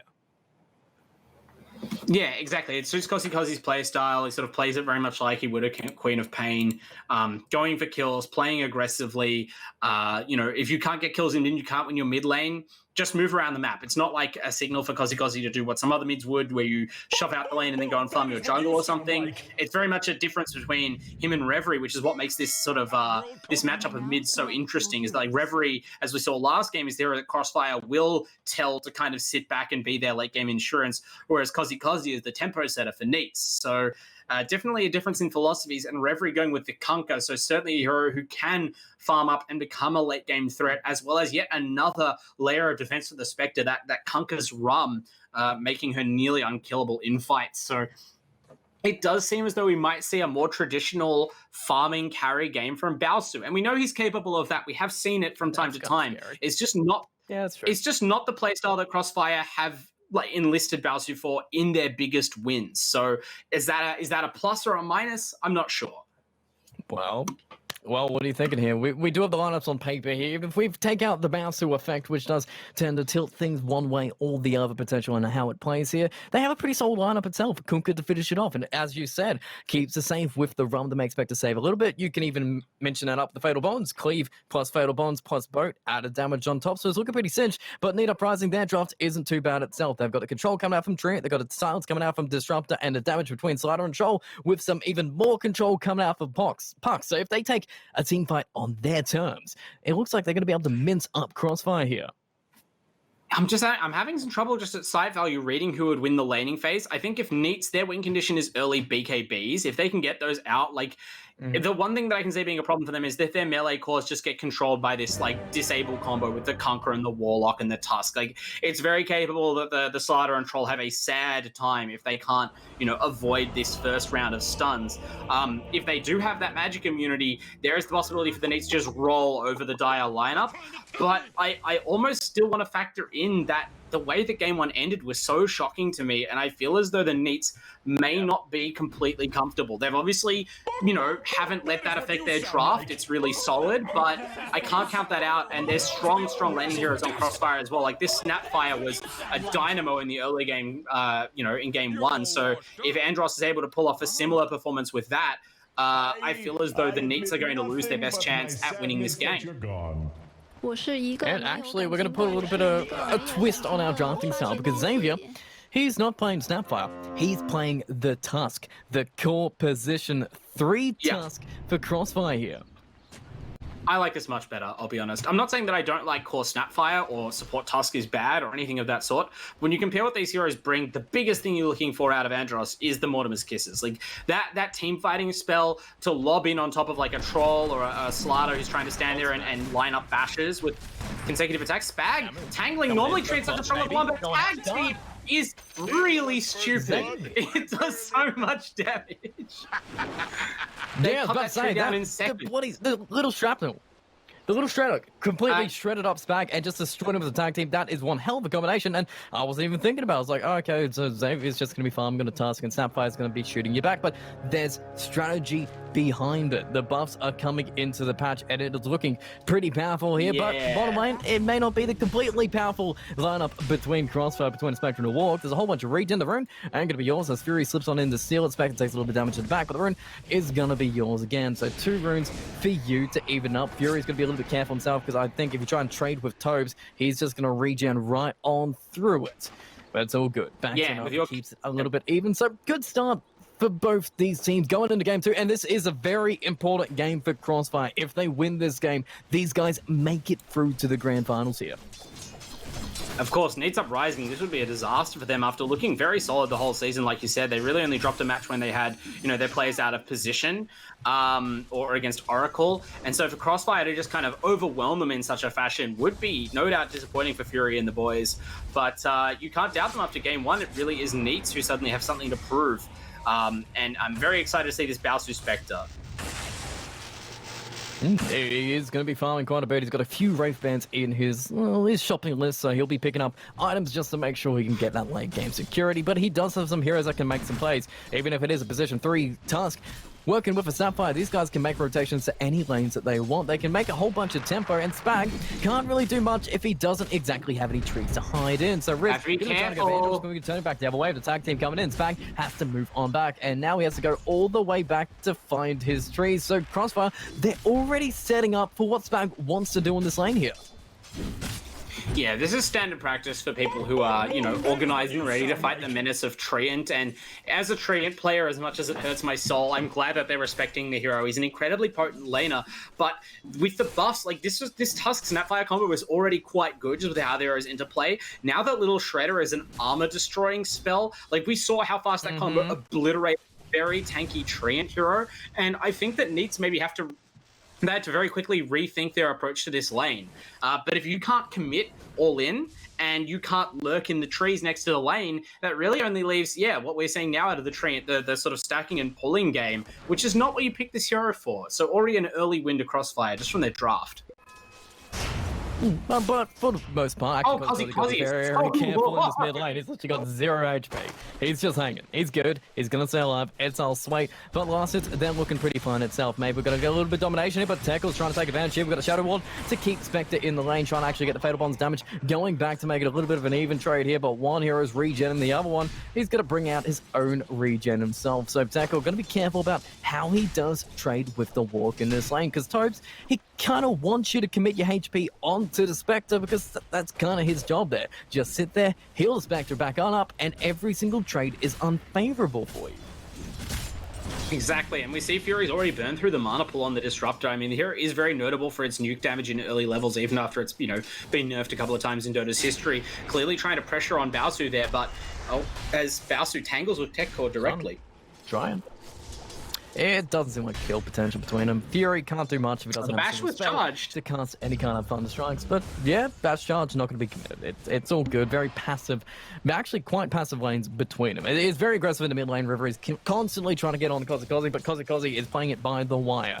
He knows how to dodge these cleaves. Meanwhile, top lane is looking pretty aggressive as well. Does get hit in the back. Oh man, but top lane. Pressure coming out, back. All right, Shredder. Careful, Shredder running. Slow down Andros, but we're going to be turning it the other way if we can. We've got the Nature's Grasp going to be running back the other way, so trades are going to be severe between these two. It's good. You do have to be careful about the troll. Maybe he doesn't have too many items, but if he keeps adding up those stacks onto you, he's going to hit pretty hard, he's going to hit pretty fast, and maybe he just turns the kill back onto you. Yeah, I think the most important factor is that after getting sort of surprised by the way that they lost that level 1 trade, credit to the Neats, they have adapted this lane. Actually, Riz getting shredded up there. Run down. Armor. We good? It's good. It's fine. Yeah. It's all good. Spag's playing a little bit defensive. He has points in living armor instead of bleeding. Yeah, exactly. Oh, and Kozzy managing to pick up a DD rune here. Maybe he has kill potential on Reverie now. Some spells missed, but he slowed himself. Has the Fairy Fire. Missed uphill there, I think. Oh, no. Yeah, he did twice. He missed twice uphill. Can the Thunder Strike finish it off? No, it cannot. Oh, my man. Gaben is not looking favorably on you right now. Just going down to Reverie. That isn't great for the puck, even if he is getting XP. You can blame Gaben, but when we say he missed uphill, he missed, like, a character standing a millimeter further up the steps than him. So I feel as though you could have maybe, like, especially after the first miss, you could have walked like a unit further up and just been on the high ground for the attack. But that's unfortunate. I was going to be throwing Fury's kill to the side that he saved to the mid lane too much, but Kozzy went in to kill Reverie, and then he just fed another kill to the Conquer. He came back to That's extreme. Like, okay, I can understand diving on a low hit point hero on a tower and dying. I'm just really struggling to line up how that happens between Puck and Kunkka specifically in my head. Like, it feels as though you should be able to get that kill there, or at least escape. But no, you know, that's a huge blow, and we know that Kozzy is a real confidence player, right? Like, we've talked about it in past weeks. He loves to do well. He loves to be on a big killing spree because he does like to play aggressively and snowball the game. If he's the bounce is just fine, I think. Like, but then Tobes is just like, yeah, Shadow. We don't even need to talk about it. He's not going to die at all. Shadow Word in this economy, like, with the nerfs to couriers bringing out regen to lanes, the impact of this super powerful heal over time spell is just more prominent than ever, and we can see, like, the Disruptor just casting nuke after nuke after nuke after nuke, and every time they attack the Spectre, there's just a Fatal Bonds to discourage them, a Shadow Word to keep Baosu healed up, and he's able to pretty much just farm, not uncontested, but certainly untroubled, and keeping up pace with the Troll. It seems like we are in a little bit of worries if we are Need Up Rising here, because their lanes aren't going amazingly, unless you're Riz. Riz is doing great. 37 last hits, top last hits in the game so far. Other than Rivery, who's been fed a couple kills so far, with actually the great rotation from Andros, just being able to respond to any attempt on the Kunkka here. So Crossfire, they are on point. They're looking to play. They want to claim that grand final position, but Need Up Rising, they need this game. They can't make these drops, and right now their laning stage isn't going perfectly. Do we need to change something just to get a little bit of control back? I mean, they're going for Bowser again, but there you go. Shadow Water again. You change it to Tobes, but he's fine too. He just walks away and you get nothing again. Fury can't get anything done in this lane. I think this lane is going okay for them. They're not killing the Spectre, right? But I think it's a misnomer to say that they're getting nothing done in this lane. They are harassing, like, Baosu has less farm than Riz, who is himself not free farming, so they are, like, it's impossible to say that they are not affecting Baosu's farm, right? They are limiting his farm to some amount, and TechCore is getting CS in this lane. He is getting some gold. Not as much as the Tusk at top, which is a bit of a problem, but they are, you know, getting up gold on this ladder, which is super important. They need his level 6 and his Blink Dagger. That's when they're going to start making those moves, right? It's him and the Treant who provide that vital, like, team fight disable that they need to take over the map in the mid game. And so it's kind of just racing to that while punishing the Spectre as long as you're in this lane. And, you know, where else would you put this Disruptor right now? I guess nowhere else. He can't really make it. They're going for Bounce again, but with Kozzy, maybe that's a difference. Dream Call on 3, blown away. Beautiful. There we go, put the orb on in. Yeah, take him out. You can't heal through Damp, and Tobes can't save him. At least he doesn't die on top of it, and Bounce finally dies. As you pointed out, if Kozzy can't win that mid lane, you just make those rotations, but then Crossfire take advantage of that, go straight for Spag, kill him in the trees, and claim another bounce for himself. Can Xavier get out of here to safety? He will punch Riz up into the air and walk away. Revery's here as well. He's coming down for this party. Snowball's coming. We bring in anybody else. That is Torrent. Perfectly timed. We got the bitch coming out. The boat's going to come in, but can we do it? We're holding the ult. Are we? The point's going in? No, he's already putting his points out. He can't save himself. He's dead anyway. Yep. The big kill they wanted, they got. Bounce to Riz, both down on each side, but, you know, Spag on top makes it feel a little bit more Crossfire favored. That's rough. The ward there, the Die Ward, doesn't look like it actually sees the tower, so they were unaware Reverie TP'd in. Riz actually saw, you know, okay, well, I missed out on this kill trade, but at least I'll sort of maintain the strong position. I'm not afraid of these supports. I'll keep farming the camp, and then got caught by the rotation from the mid lane Kunkka into his lane. So Reverie showing Kozzy that, you know, he's not the only one who can go and punish a safe lane with a over-leveled mid lane hero. And yeah, really, this whole matchup is flowing out of this Reverie Kozzy matchup, especially now that in this game where Reverie's had the last pick, it's been even more pronounced. Kozzy bullied out of lane, forced into desperate moves, and even when they work, you can see the Crossfire are drawing further ahead with each passing second because it's gone so one-sided. Oh, cooking Tobes onto Fury, get the kill. Kinetic Field ain't gonna do much as Bouncer is chasing you down anyway. What can Tekl do between 3? He might just have to run. He wants Bouncer though. He's committing for the kill. The Grouse is coming out. Spag joining the fun, and Bouncer is dead, but Kisses are down. Fatal Bonds not really changed his creeps, and Tekl's gonna be fine. You're fine with this trade. Bouncer getting killed? Yeah, you're gonna lose Fury every single time for that. Maybe you don't want to lose Spag on top to make it a double in the back, but with the jump on forward from Andros, they're doing it, but it's a walk and a Snapfire going against Spag, and now they're going to be coming back for Tobes at the back. Coming out for Tekl. Fatal Bonds are still going. The Snowballs arrive, and Xavier has come with the punch on outside. Is dead. Spag on top, making a triple in the end. So maybe Need Up Rising committed a little bit too hard in the end. Maybe as soon as you got Bouncer, you just... They're still committing. Kozzy is here for some reason. Andros.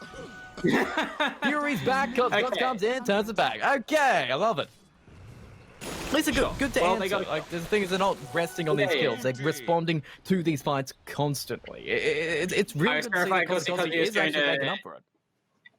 Yeah, if he ate a stun there and died, that would have been nearly the end of his game. But as we mentioned, Kozzy just he has to get these kills and these rotations. I think it's so important for him, especially when he's like kind of getting pumped in the mid lane. It's so important for him to be able to like assert dominance elsewhere on the map and do something for his team, because like he's not the one who's making up, farming and sitting in the neutrals, just passively hitting creeps. That's Riz's job, and even if it's not his job, they're going to give that space to the slider to get the blink up. So Kozzy needs to feel potent, and his team needs him to be potent as that rotating hero. So even mopping up that late kill, good for their ego, good for their strategy. That being said, they haven't taken one engagement this whole game so far. Even that bottom lane fight that looked good, they stuck around and gave up 2 heroes. It seems to be a little bit messy, and that's not typical of Need Uprising. They seem to be usually very much, disciplined, on point. They know exactly when to pull in, pull out, don't lose too many heroes that they want, and it seems like maybe Crossfire have ruffled a few feathers and they're still reeling after game 1. Yeah, but I mean, when you remember back to that game 1 early game, even that seemed unusually chaotic from Need Uprising standards. And that's not to say that chaotic Dota can't work out. The game we just saw, like, that's Baosu's playstyle. That is to a degree Crossfire's playstyle. They are good at creating these sorts of systems, these engagements, and then capitalizing on the results, even when you can't always predict exactly what they are, going into them. But that's not how Neats usually play. And they haven't always drafted the heroes who do well in those situations. Heroes with high tempo and good damage and good control and good speed like Slaughter, there's a good hero for that, for sure. But this Troll Warlord, actually not so good at this stage in the game. Doesn't have the ability to really catch anyone, can only really take fights that are brought to him. And right now, kind of just wants to be hitting creeps somewhere quietly. So they are losing out some of their ability to capitalize on these engagements if that's how they want to play, by having such a passive carry. It seems a little bit like the issue of Baosu last game. He wanted to hit creeps Baosu did Baosu things. He was hitting creeps in very dangerous areas, but still, they don't have the carry that really can answer. And Drow Ranger, for what it's worth, didn't seem to be needed for the fights, but at this point in Uprising, something does need to change to turn these fights a little bit more favored in their area. Baosu is getting pressured, but Rivery is kind of out of control at this point. Kozzy is level 6, I believe. Rivery, last time I checked, is level 9 to 10 in the mid lane, constantly being fed, and maybe he's not taking too many creeps, but he's got the XP, he's got the gold, and he can just scale much quickly than you expected him to. Yeah, there's no way for us to pull up the statistic on what the win rate is for Crossfire in games where, after the early game, Baosu's status is pressured and Revere's status is balling out of control. But I would speculate that it is pretty high. Like, this is where they, in many ways, aim to be with most of their drafts. And it's this suits the playstyles of their heroes down to the ground. So the fact that they've engineered a winning matchup for Reverie, and you've responded to that by going and trying to bully this Spectre. I mean, okay, it's a Spectre. Presumably they want it to have, space to farm and grab up a Radiance, which I think is even further subtly reinforced by the idea that Kunkka, another Radiance building hero, is going for, a Halberd into BKB into Aghanim's instead. But, once you see the impact of this Reverie Kunkka and even this relatively farmed Xavier Tusk in the mid-game, I can only imagine that this Tusk is going to look a lot like Xavier's Legion commander and hunting down heroes. Baosu is haunted top lane, and Baosu is now just feeding Riz. Haunted to Riz. But maybe we get another, okay, 2 cores being fed to Neats. I mean, that's one way to get all the big control back into your game, especially for Riz. The pause messed with my ability to work out how that happened. The positive interpretation is that was one of those desperation haunts where you're about to die no matter what, and so you just haunt to the other side of the map and try and catch them off guard. The bad news would be that the reason the Tusk died is because they thought you were haunting Spectre at the bottom lane. Yep. Tobe's actually trying to fight 2 with 1. He brought a friend, but it's only going to take Fury for now. Tekor finishing up Tobe. Oh, Xavier, though, on the Tusk, he's back. Third shot. No, they missed. Now we need to run. The Fifth needs to split if he can. The stun's going to be there. The punch ain't going to be happening yet, but Tobe has got himself the golem, but they don't have themselves the speed. Shards are going to be on cooldown for at least 5 more seconds ago, and Tekor is out of here, and out of what it's worth, this brawling is going to be working for Tekor. He's getting the kills on his side, and that's kind of the hero that you want to make the space for Riz here. A Blink Dagger plus what? Kosi and 2 more heroes. That is kind of a strategy to make the space for Riz here. Yeah, but I think at the same time, Crossfire are brawling to make space for their carry, and while you're making space for Riz so that the troll can like catch up, or is there? Oh, actually, Tekor is in a ton of trouble. He's out of sprint. He's good. Yeah. Okay. He goes, it lands out. It goes straight on his face. Kosi look for more. All right, trying to find out. Leash is about to be done. There's the snowball going forward. Can we get a kill? Going to get silence onto him. Keep him back for now. Can we pull him back with the Glenn? Xavier is very tanky. He might not be able to live. Come in, but they're just status storm going back. But it's Spag with the overgrowth, keeping Andros back. The shotgun's already been used. Kosi has to man fight himself. 2 seconds for orb. Doesn't even need it. Just kills him the old-fashioned way. Now Tove's coming on. He thought he had reinforcements, but it ain't happening. They're all dead. And now he gets pulled back into the meat grinder and gets killed to the Need Uprising themselves. 3 heroes going down. You lose yourself tackle, but you got Xavier, you got Andros, you got Toves, a whole bunch of heroes that you want, and a whole bunch of gold for Kosi, who's been struggling quite a bit, but now he's beating Baosu himself in terms of net worth. Yeah, that was interesting. The way that Crossfire just kept committing heroes to that engagement after, like, it was pretty clearly like, okay, having I don't know whether the plan for Toves dying there was just to keep him in the bottom lane as long as possible so they could get the respawn kills. That seems a little sketchy to me, but I guess it works out that way. Baosu, it must be said, has had free reign on the top lane for that time, so maybe they figure that, feed our Warlock, buy an extra 6 seconds of Baosu farm. I mean, look, the Warlock's life is certainly not worth very much when his ultimate's down, so perhaps you see that as being worth it. And look, I mentioned Baosu might go a Baosu kind of build. We've got Drums first Spectre right now, so Crossfire, if you thought that they were going to play more passively because of the way they've drafted this game, not the case. They appear to be building up. I'm not saying they won't grab the rapier eventually, but I don't think they're going to wait for it to start taking engagements, not when they're sort of dominating the net worth chart like they are right now. They're only 1k gold ahead, but their cores are all ahead of their relative counterparts, and on heroes that I think do better with the gold at this phase in the game, like especially since they're all tanking up and they have these powerful teamfight spells, they are going to be able to set Need Uprising back on their heels. And I mentioned in the early game, that's not what the Neats wanted. They thought they would be the ones setting the tempo here and accelerating into their first couple of items, you know, kind of just ending the game early on. But instead, if the game drags later, these item builds become less clean for Need Uprising. Well, speaking of powerful, since we have a little bit of downtime between the action, that doesn't seem to happen too much during this game. Why don't we thank one of our sponsors, a maker of powerful hard drives himself, WD Blank, our hardware sponsor, who did sponsor us last season, is sponsoring us this season, and makes fantastic hard drives to save all your games. You never have to pick any of your games. They're going in on this startup. Zekul's thinking of a different game right now because he was trying to farm while he just gets kissed on up himself. Oh man, if you just had a WD Black, you could save a little bit of replay of last game and realize you shouldn't be playing too aggressively like that when you're up against a Sapphire. That being said, he had the sprint this time. That's the difference between the last kill and that time where he avoided death. Just that little bit of extra movement speed allowing you to outrun the slow-moving, like, mortar effect of the Snapfire ulti. Still, the constant harassment on this starter has done a great job at crippling his farm. He hasn't been able to either, you know, take the aggression with that Blink Dagger or kind of transition into more of a farming build if that's what Need Uprising we're going for. And Riz has sort of become their main hope now. He is actually the one with farm priority this game, and he is keeping up still with this Kunker. Oh yeah, he definitely. The gold is going between them, but it seems like there's more active gold on the Conqueror at least. A Hailbird, a BKB, much more active than the Battle Fury that's been picked up by the Troll Lord, but that's usually to increase the speed of the items that you get. So it should pay off eventually for Need Uprising, but they need to be able to delay the game. Get it, Spag!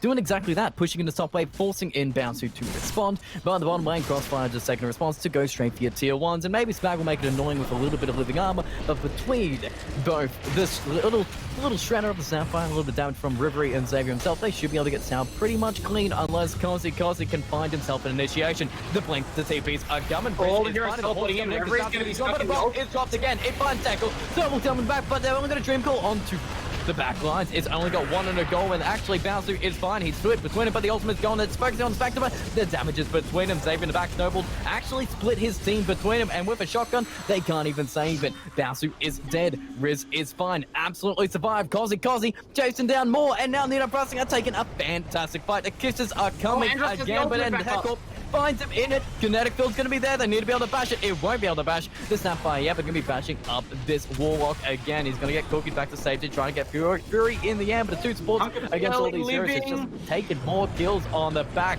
Kunkka trying to run, does actually get caught in one hell of an outplay, but that torrent outplay is massive. The buyback even bigger, but he dies up anyway. Riz now has to fight everybody. He's out of his ultimate. He's out of most of his damage to Snowball the Punch. He's gone out of here again, and maybe they bit off more than they could chew. Near Uprising, they stayed way too long. Andros does die back. He goes down to Tackle, who might be able to solo carry the situation out, because I was saying they stayed too long, but they didn't stay long enough because Bowsu came back to join the fun. He just respawned. He's already back. He's bashed on up, and another death on the Spectre as Xavier, who was glimpsed all the way back to his base, couldn't do a thing to help his carry. So Bowsu just dies again, and his net worth plummets. Yeah, one of those situations where you see the explosive value of Disruptor. There's not many supports who have that kind of ultra swingy ability, let alone as a non-ultimate spell. But I think that that's not really the factor that made that fight so bad for Crossfire. So we see the Xavier Tusk commit, spots low hit points forward here, and he attacks a little bit of petty revenge. But cost him his life though. Medallion plus corrosive haze is not very good when you've already used it, but okay, Toads is good to save it.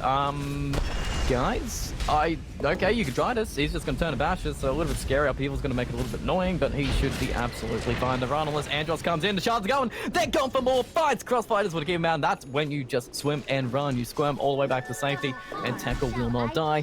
Spag on the bright side is getting more fights. So Meteor Hammer's coming on this train protector. Your lane's going to be constantly pushed. So Need Uprising, they may throw a few many bodies at you, but they're still happy to split the farm between them and not lose too much time on their end. Yeah, gotta say that after Crossfire were able to really show up needs in the last couple of games with their ability to read the play and itemize correctly, they seem to be the ones who faltered a little bit in their understanding of how that team fight was evolving and how to use their items that they themselves have purchased, right? Like, they've gone with this build where they built drums first on Spectre, Bracer, Halberd on Kunkka. They're prioritizing tankiness above everything else, right? Like, they're beefing up all those heroes, and I was excited about that. I was enthused. They have this lineup with a ton of teamfight disables. They have Fatal Bonds. They have Mortimer's Kisses. Oh, hang on a second. What the rock? That every single thing they're showing us what we have. They drop it because they thought I was calling for those spells to be used. I mean, like, you did get a core kill, so that's pretty good, and they're going to transition to Roshan. I guess, make the best out of it. Or actually just a top lane, perhaps. They want this tier 1 tower, which is fair enough. But to quickly finish my point, when you tank up like that, you're building for an attrition-based team fight, but they took the team fight under the enemy tower with their spell casting cores like Reverie already committed as the disables of the Treant and the Disruptor teleported into the fight and locked them all in place. So Xavier balled past the tower to try and stall the enemy up, and so essentially sold his life to buy time for the Spectre and the Kunkka to hit. But the Spectre and Kunkka don't do any damage because they've built tank items. So the team needs to be focused 5 on one target at a time, not how they fought the previous fight. They're going to be trying to bounce it though. Chance to save, damage gonna hit. They need more bashes, and okay, they bit off more than they could chew. Tier 1, and then lost himself a Bowsu. Okay, forward Kozi wants far more. Did he get anything with the Dream Call? He got himself a double stun as they both break the Dream Call at the same time. Upheaval from Tobes. It's looking massive as everyone moves so slow, but Andros is dead. They pull back in Reverie. The Kunkka, who's massive, is maybe going to go down here, but the chance from Xavier is going to keep him back for a moment, but no, he cannot save the captain. He goes down with his ship as 3 get traded, and you're speaking of Roche before maybe the Crossfire. No, Need Uprising going to take the opportunity to go straight on in there, use the haze, and just rip it apart. It's crazy how small the margins of difference can be in Dota sometimes. From one ill-fated decision to gamble on a kill against a Slater who has sprint up and try and, punish him with a Mortimer's Kisses, which puts that spell on cooldown when you go to then force a team fight shortly afterwards, to now falling behind against a lineup that includes Puck and Disruptor and Slater. 3 of the scariest heroes to try and play a keep away game from, and now that you've fallen behind this lineup, they are going to keep doing that. They are going to glimpse you and blink and coil you and punish you generally for not being fit to fight them. It's going to be so difficult for Crossfire now to rehabilitate the Spectre and transition it into the late game core they need it to be, because they have lost control of the map, whereas just a few minutes ago they felt like they were capable of holding their ground. It definitely did seem it, but now it's gone completely the other way. 7k gold lead to them. Towers are going to be melting. The Battle Fury's already paid off. You've got a Sergeant Yasha complete on the Troll Wall. The net worth is going to be accelerating at this point, and I mean, at least potentially the BKB's coming on Kunkka. Yeah, Troll also swapping between the Ring of Aquila and Vampire Fangs in terms of neutral items, so everything going right now suddenly for this Troll Warlord build. They got through the awkward, stage where you're just holding a Battle Fury and you need to bash creeps with it, and now with this Aegis in hand, you're kind of like leaping forward into your next power spike as they go onto Bowsu. He got caught up by another Dream Coil. Oh, There's no way out of it. Can't go anywhere. He's destroyed. More bounties being claimed, Bowsu being put into the ground again. And okay, if we're reflecting a little bit to game one here, this is kind of a little bit of a pattern we've seen with the PL, who got caught out a whole bunch of times and did die, but he was able to make it back up. And Rivery, who had a whole bunch of farming game one on the Invoker, was able to make the space. But Xavier seems to be a little bit different here. He's on a Tusk. He doesn't have the same control potential that he did have in the Legion Commander. Is that going to make a big difference here? Should we be worried this time for Crossfire? I think it's a combination of not only having Tusk instead of Legion Commander, but in the previous game, Reverie was able to lend that incredible global support with the Sunstrike and the Cataclysm to any movement that Xavier tried to pull off, whereas this game, he really is kind of a one-man show in terms of ganks. They're trying to bring the Snapfire along. Oh, hang on a second. Speaking of the Snapfire, Andros is in trouble. Yeah. So basically, we saw what happened before, how costly it can be to try and use the Mortimer's Kisses to just confirm individual pickoffs. Oh man, dropping drop, gonna go for the fight. Tobes is dead, but I think Xavier needs to be careful himself because he is still silenced. Torrent to keep him up, the Hellbird is paying off itself. The ultimate was used by Rizzo. He's actually in your base, and it's gonna be dumping out. So we're actually gonna keep him in place with the boat coming out. They can pop the Aegis himself and have a Boston reinforcements if they want. Kinetic Field's gonna keep Xavier in place. He runs on back, but Glibs ain't gonna give him there, but the time is good. The buyback from Tobes, but he's already dropped Rock. Horn coming out, going on the back line. Bowsu wants to get furious, picking again, but a Dream Call is going to keep him back for now. Everybody running, Spag needs to get out. Nice pull back on the tackle with the X. The Torrent's going to keep him there as well, but maybe you can get himself started. No, you're going to get yourself Xavier because Cosy goes right back on in. Rivery jumping forward, going to get stunned actually up by Tackle as he tries to go get Tackle, but the upheaval is just going to keep him in place, but they're already around him. Media have from Spag lands perfectly, and now the magic on top. Spag actually finishes off Rivery as Andros tries to make it rain, but can he make it pay? No, he can't. Not a single kill, even a shotgun off the mark. Neat Uprising. It's a 12k gold lead to them. And that was basically Crossfire throwing everything they got. They put the Toes buying back out. They put the Haunt in from Bowsu. Bowsu, okay, Brightside didn't die. He's still alive, able to farm, and they didn't lose their Spectre, but Tackle is literally running out of the Spectre, and I don't think he's going to be giving up. Cosy as well. Oh my man, no, Riz is coming too. Everybody's coming. What we got? Upheaval, everybody tipping in. Quick. No glimpse though. Maybe. Okay, there's the glimpse, but... The Stable Dodge on the glimpse. He's actually in the middle of the Static Storm though, so he's going to be perfectly played, but he played himself. He just killed himself when he could have stayed alive, and Xavier is dead. I like the enthusiasm with the snowballs. I mean, in many ways, better that than having your Spectre get glimpsed back like halfway up the lane and die. But that's what I was afraid of happening. In the end, the Disruptor, I think, didn't quite catch up in time and they lost vision. But this game is fallen apart for Crossfire. And like I said, it's very hard to... I don't want to be anticlimactic. And again, you can't lose until you've tried to go high ground. But this is not the same situation as game one. They don't have that global retaliation. The Conquer, at least at the high ground choke point, does have kind of that magic comeback potential that the Invoker does. Similarly, if he is building that Aghanim set that we saw in the quick play earlier, that Torrent AoE, is a bit of an X factor in the way that Cataclysm is, but I think the lineup on Neat Uprising is fundamentally more resilient this time. He might be dead. He's been caught out again. He's running back and forth. He's trying to dodge every single thing he's got, but he's got Haze up. He's going to get stunned up and beat between four heroes. This man survived the top lane massacre just to die on the bottom lane, and Bowsu is out of here again. 47 seconds on time, and yeah, it seems like Neat Uprising, they've got all the control, and maybe without the Drow Ranger and this Troll pickup, who's already got himself a whole bunch of static resistance in the Suns Nyasha, will just make going high ground much more easier, unless you lose Fury, which seems to be a very good hero to keep around you for the pickoffs, and Xavier is actually charging in for more if he can. No, Neat Uprising, they're going to be evacuated, getting out, not losing too much more than a Disruptor. Not too bad overall, but the net worth is looking pretty bad. 16k gold lead, 17k gold lead at this point.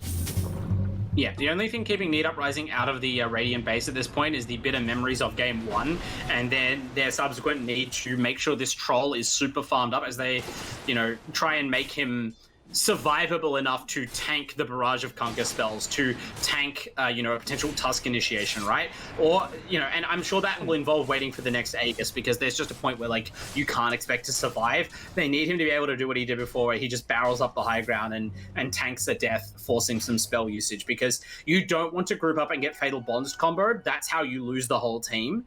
But you do need someone to siege the tower, and that's going to give Crossfire a bit of space, or at least time. But as you can see, Needs Uprising have no interest in letting Baosu get any sort of easy farm, and this Radiance is coming very slowly now for the Spectre, as he just has to hide all the time. Is under attack. It's coming. 1,000 gold though, so it will come, but it seems like it's not coming at all fast when they need it, because the BKB's down on Troll, and I think you put it out every single time. Once you pick BKB, it's go time. You're looking to end the game. Dire's bottom tower. Yeah, exactly. I mean, oh, hang on a second. Techcore Andros maybe found something. He's running, but he's dead. He cannot survive. It's even a shocker. Kozi's coming in just to say hey, I guess. Everybody's coming in for that one. I guess he was trying to, like, cut the wave, potentially, just doing whatever they can. Like, that's a sign of how desperate this is, right? We saw this in the last game of last night's semifinals, where Crossfire where FFYV2 was so far behind Team Oracle in that game that they decided their only hope was to build a Divine Rapier, and everyone else on the team essentially just ran down lanes and fed to try and distract while their Spectre, while their PA farmed up that item. Similar issue, maybe not quite as desperate with this Spectre farm right now, but just as in that game, even if you can acquire this item before they break your base, it really doesn't make the outlook that much better. It doesn't seem like it, because they really aren't getting any opportunities to get any farm. It's just the stuff that's coming into the base, and Baosu, he's back in the base. Like, he's not hitting any jungle creeps just in time. He has to play it so safe just to make sure he gets the Radiance, because he doesn't have buyback if he does get caught out, and that does lead the opportunity for Need Uprising to continue to farm up their items. Basha, it's about to be here. Fury's going to get himself a massive item, I'm sure, in this position for Disruptor. It is looking kind of insane here, and maybe it's just a ticket time bomb. 20k gold lead, and yeah. Slider Aghanim's armor, HP regen enables just to put that puddle around your tower, and then when you want to go high ground, it might just be the changing factor. Just hit the buildings, you can't die. Yeah, I mean, you could then potentially, if you farm up that item and you feel more comfortable doing that, you could always have Techcore be the one sieging the tower, since he's so tanky. But I think you're going to put Riz there no matter what, just because, like, his tower damage is insane. And Riz has actually now found the Paladin sort of also, like, not only probably the best, like, it's the best tier 3 neutral item, it's probably the best overall neutral item for how impactful it is at the time you pick it up. It's absolutely the best neutral item on Troll Warlord. So, Gaben favoring Neat in this game, and you know, they are making sure this time, right after they lost control of game 1. I don't think it was necessarily something that they're at risk of having happen to them here, just with the different context of the game, but they are not taking any chances. No. Just playing it so safe. They're not even attempting to poke at the high ground until they get a chance. But Xavier is taking that opportunity himself. Tech was going to be punching, going to be glimpsed back one person because he's going to go looking for more. What does he dream call? Does he commit to the AWP? He does, but he only gets Toads, who breaks it out instantly. But the rock is big. The disc arm on the Cosco is going to keep him up. But there's your overgrowth. There's your mini ammo. There is the golem drop. The boat on top. Once the kill's coming out, the kills is coming, but the BKB has been popped. Kuka is running as fast as he can away from Riz, but the bash comes out anyway. Xavier is like, go for me, please. Keep this Kunkka alive. In fact, the Snowball is going to be batting it out. Just get back to safety. Blink that goes. And Kozi is in your base. The Seckle's going to be beating down Andros as the Cookie's away for safety. Snowball safe. Starting back in the bounce. You've got to be careful at what you're doing. But right now, Riz is away from on the buildings. He's objective gaming at this point. While Kozi and Tekko are making space for him. With the glyph being used, the building isn't done yet, and now Need Uprising, they're just going to be evacuating a little bit. The defense was there. It cost them Tobes, it cost them a cooldown, but it didn't cost them a tower. Yeah, and Neat's there really cleverly using the slider Aghanims in a way that's more effective to take the tower, not having the slider hit the tower itself, but diving past the tower and driving the defenders back with their threat, and knowing that you're so tanky they can't really effectively turn on you, buys Riz time to hit the tower. And even though they don't get a lot of tower damage, as you said, it costs Crossfire tangible resources, and now they've found a DD. Now they're going to fall back into Roshan, and as Crossfire lick their wounds, Need Uprising are going to take such a massive advantage that you have to imagine they'll be set for their final push. There is the Radiance on the Spectre, though. That is true. That might be the game changer, but right now I'm still scared. Ages on to Riz. You really haven't been able to kill him at all. He's just been crazy unkillable. Same with Tackle, same with basically everybody except for maybe Kozikozi. But you put all your attention on the Kozikozi, you've got a whole bunch of other problems on the list that you have to deal with right after. So these guys have to play very defensive at this point, and even if they go high ground right now, they don't have Golem from Tobes. They've still got at least 60 seconds on that cooldown, and that is the opportunity that Need Uprising are taking complete advantage of. Not just the DD, it's done as they go on up. Xavier is in a position, gotta be careful. We're jumping on forward, get the stance, get the glimpse onto Xavier, bring him back in, but can they take him down? Very tanky Snowball is going to keep him alive for now, but Riz knows, in fact, he is already excellent up and pull back in defensively, but he does have the Aegis, and instead of going to the building, we're going to get a two-man Dreamfield spinning up Rivery with the start on top of the static storm, forcing out the BKB, maybe for Fukuoka, but he's holding it for now. The stun is good, the overgrowth is great, and the BKB finally pops as he gets forced up to safety. Riz is just trying to beat down Baosu. In fact, he will beat down Baosu, destroy Baosu, who has no buyback because he bought the Radiance, but it does absolutely nothing if you're dead. Xavier buys back, nice cookie back on the gods. Fatal Bonds are finally adding up to the Shredder, just trying to shred a little damage away from the Uprising, but the kills aren't coming yet. Orbs are flying, Cos is absolutely fine. Fury just with those spider legs scurrying away back to safety. Nice blink away from Xavier, keeps him alive, but can we pull him back in? No, we can. Okay, yes, we can. Damage on top, control we've got, and Xavier cannot survive this one as he's dead for 78 seconds, and finally your buildings are open as Riz, unstoppable, is breaking them down with his axes. Already going to lose your top racks, ready to go mid as soon as they can. Baosu is going to come back, but still it's just Baosu with a Radiance, who tried to 1v1 up the Troll before, and the Troll just completely destroyed him. Nice disarm coming out for Rivery, but that's about it. Last couple seconds, but he's back to hitting your buildings, and now your final defense is what? Torrent coming out. Okay, you'll have to on to Cos to make sure he can blink if he wants to, just so he doesn't get fatal bombs, but you're still not defending your racks here. 44 seconds for Xavier to come back. This is the opportunity of a lifetime. This is taking game 2 to make sure that your grand final odds stay in this competition. And now they're just going to take these buildings. Are they going to take it safe? No, Riz is going to get pulled back in, but he's just going to go straight for these bottom racks. Get the mega creeps and secure game 2 as it comes. But now Andros can't even get control. They have no reason to ever leave the base. The puddle of death. But Rivery, he's cooled. He's gone down. The rockets finally dropped. The cooldown is up. Can they get a damage on? No, the Abyssal Blade picked up, and Rivery is dead. Buyback instantly on the backside, but Andros is already gone. He does have a buyback too. He's going to buy back straight away, but the buildings are still standing, trying to pick up his with Papa. What's Baosu doing? Baosu went on the back lines, but now Baosu is gone. He comes back to haunt, but now that move is haunting his nightmares as this game is looking further and further away from Crossfire's control as Need Uprising are dismantling Crossfire. Revenge for game 1. They might have let the game slip away from them before, but they will not do it twice as Riz is just keeping them stuck in their base.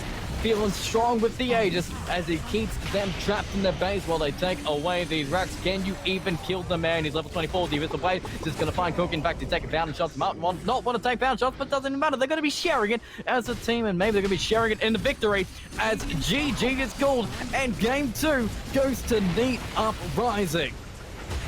Yeah, Crossfire finally tapping out 40,000 gold and an entire base behind as Need Uprising.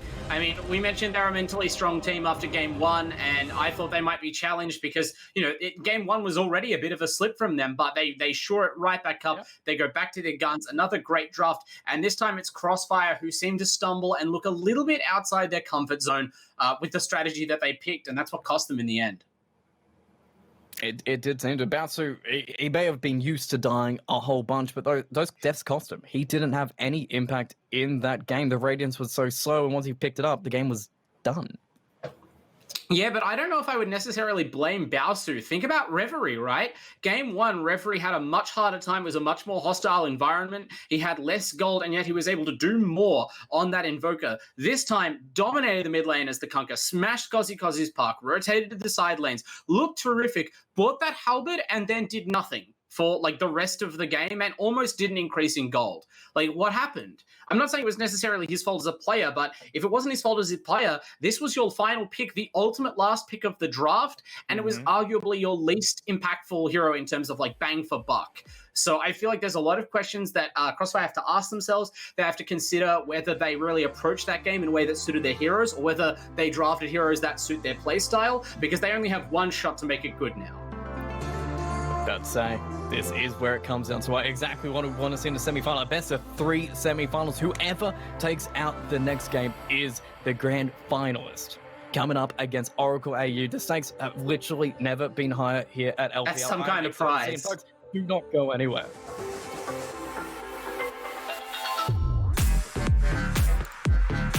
And we're back in Uprising. Even if they did stumble in that game 1, they did not stumble in game 2, just securing it beautifully against Crossfire, bringing it to the ever-fabled game 3 to decide the grand finals for this season of LPL. It is massive. It is exactly what you want to see in this game. I'm not sure who's going to take, because game 1 was completely, at the end, controlled by Crossfire, but game 2 was just complete outcast by Neat Uprising. Kind of seem like both these teams have their numbers, but it isn't going to mean much if you're losing to them in game 3. Yeah, I mean, we mentioned that this is like a very long-standing rivalry. These teams know each other very well. These players have all played with each other before in most of the combinations you can think of. So it's like they're very known quantities, and these games have reflected that. They've been back and forth affairs, even though, as you mentioned, you know, the end result looks lopsided. The game has been in the balance in both different games so far. Like, it's very interesting to think that game 2 started off with Crossfire looking advantage. Their lineup seemed to be firing on all cylinders. Their laning gambit seemed to have paid off, and they were all prepared. They got their crimes on the cause at a reasonable time. And you mentioned, I think it comes down to this really critical moment. One team fight can decide a game. And that's how I can say something looks like a close game when you end up losing by 40,000 gold. Because if this fight happens differently, maybe the game isn't lost at all. You know, the Troll has built a Battle Fury. You have built on your farmed Reverie Conquer a Halberd. There's a clear difference in philosophy. You want to fight right now with that gold. They want to farm and overtake you with their gold. So they move to bottom lane and they attack a tier 1 tower. Makes sense. Their Spectre has built a drum. So even she is not holding a bunch of surplus gold that might normally kind of burden you down during an early fight like that. But after they right before they take that team fight, having killed the Slatter just before with the Mortimer's Kisses, they go for the kill again. And I don't know how communicated that was amongst the team, whether it was a spur of the moment kind of thing. They didn't consider that this time he had the sprint and he effortlessly walks out of it, doesn't die. Now that spell is on cooldown for like 2 minutes. So when they go to take the fight, there's a bunch of things that could have gone better for them. They commit under tower very early with Reverie, whose spell combo with the boat and the torrent is like their main method of controlling a fight. And they commit with him before they see where the disabling heroes are. And in fact, the Disruptor and the Treant, the Disruptor's already there. The Treant is teleporting in within instant overgrowth range of him. So like these melee heroes are already in an awful spot under the enemy tier 1 with the enemy formation behind the tier 1 tower. It's about as bad as you can set it up. And they try and fight it out. They didn't all die to the Disables. The Disables just kind of prolonged the fight because Xavier effectively sacrificed himself, snowballing into the back line to stop the Neat heroes capitalizing on the disabled Spectre and Kunkka. But the Spectre and Kunkka, sure, they're tanky enough to stay alive, but they also don't kill their target that they're hitting. I think it was the Troll even. And as a result, because they don't have that extra snapfire damage that I'm certain someone probably called for in that fight, they get no kills. And what happens when you have a tanky lineup that doesn't have any damage is that you eventually run out of health anyway, and their heroes all get run down. From there, like, their lineup was already in such a delicate balance, and there were the heroes like Puck and Disruptor come online so much better once Neats have control of the map that like they lost a huge amount of win percentage in that one fight. Yeah, it just seemed like, maybe I was a little bit saying, like, you know, Fury's lane in the bottom lane didn't shut down Bouncy. I was like, okay, he had no mana, he had no HP. Toes was doing his thing, just keeping the Spectre at full HP. But then, as you said, once they got a little bit of map control, once Koziko's made those rotations and enabled Fury to do what Disruptor needs to do, play aggressive on this Disruptor, because you don't want to play defensive. You 100% don't want to play defensive, and once they had that opportunity, they never let go. Complete control. Yeah, that's when you started seeing like glimpse after glimpse suddenly. The Disruptor didn't have much of an impact before that, and then after that point, it seemed like every glimpse cooldown, they'd get like a key kill, or they'd catch the Spectre. Yeah. Like, the game turned completely on its head. Much like in game 1, we saw this complexity of the game change like staggeringly, dizzyingly fast after that failed high ground push. It was for slightly different reasons, but again, you can just see how like even a breath of space to some heroes can be too much to give. So we'll have to see if Crossfire can tighten up their draft. One thing to point out is, look, I was in approval of their kind of decision to draft a more traditional Spectre lineup and say, like, they don't have to have Bowser on these, like, sacrificial safe lanes all the time, right? I believe he can play the Spectre hero. But the way they itemized and the way that they distributed their farm and the way that they decided to react to the troll farming, I think you can't afford to play that way if those are the heroes you drafted, right? Like they still try to play the same game with Xavier on the Tusk as he had on the LC, but as you pointed out, it's just not quite as strong a ganker. He didn't have the global backup, and the supports that could have been his backup to those ganks aren't high tempo supports with quick cooldown ultimates. They were backing up the ganks with their important team fight spells, and they're not having them in team fights. So you can see that if they're going to play that way, they really need to make sure they are picking the right heroes, and this time they have gone back to the tried and true. Oh, yeah. Right, for this final game here, they're going for the perfects. Xavier's Legion Commander, Tobes' Grimstroke, but the other side, they left the Enchantress open, so Spag, they just took it straight off for them. And another hero, Kozzy's TA, second pick up for him. Need Uprising, they're looking to play and take this game out. Yeah, really interesting that Neats have been willing to commit to very obvious Kozzy mid-heroes early on both times, just kind of giving up the gambit of whether or not they're going to try and like save Kozzy's pick, even though in this case, they have the last pick of the draft. They could use that to secure Kozzy's lane, but maybe because Kozzy's hero pool is a bit smaller than most of the other mid laners in these final stages of the tournament, they don't feel as though using that last pick to counterpick for him is as useful, since he's going to end up on probably one of the same 3 or 4 heroes anyway. So since the TA was banned out last time, and it seems decent against these heroes, best to just grab it straight away. And of course, it does work brilliantly. Like if Xavier is going to try and get aggressive out of the laning phase with just a Blink Dagger and maybe a Blade Mail in this Legion, you are going to run smack into, presumably, Kozzy's peak power timing as Templar Assassin with Blink Deso. And I mean, look, there's ways you can come out on top, but I would favor Kozzy in that match. Dire team, Radiant team. Oh, yeah. In fact, they're just making sure that he is favorable. We're taking out the Vipers, we're taking out Askers, and then Need Uprising. They're going for the Tusk this time, but I don't think, at least if we're varying from game 2 here, maybe we're just going to go back for the position 4 Tusk, keep it nice and simple, make sure this draft isn't too crazy as you go on, because Xavier did have some difficulties as we did venture into the late game. He wasn't able to pressure up on the Tusk as he wanted to do, and then he didn't have the comeback mechanics that, you know, maybe the Core Legion does have. I want to say that that's not so much of a knock on the Tusk. It's just the way that their lineup evolved. Like, their lineup did not really support what a core Tusk offers you in terms of ganking potential, right? There were just not a lot of good follow-up gankers in the lineup. I think a Legion Commander might have struggled similarly in that draft. So, look, it's possible that Neats are picking this just for the save. The Snowball is quite a good counter to the duel, you know, in a number of potential ways. But also with the Templar Assassin, like, if you want someone to follow a Snowball in and kill the stunned target, like, Templar Assassin is an incredible choice for that. And Tusk, like, following your Templar in, like, you know, other tertiary cores or supports might not be able to do, does lend an additional dimension to that very aggressive style of play that we know Kozzy loves. So, Neats Uprising, I'm loving their draft so far. I'm liking that they went straight away to give Spag his hero. I feel like that's a huge win for them. And Crossfire, I'm interested to see why they let Spag have the Enchantress in return for banning Undying and Treant. And okay, Treant was definitely impactful in that last game. Undying we haven't even seen this series, although it did play a huge factor in Oracle's win last night. Lord Boon's making the hero look incredible in certain laning setups. But that says to me that they are protecting their safe lane above all else and trying to maximize their own kill potential, right? They're removing these tanky supports who bring defensive healing spells. But it's Neats who are picking ganking heroes. That's right.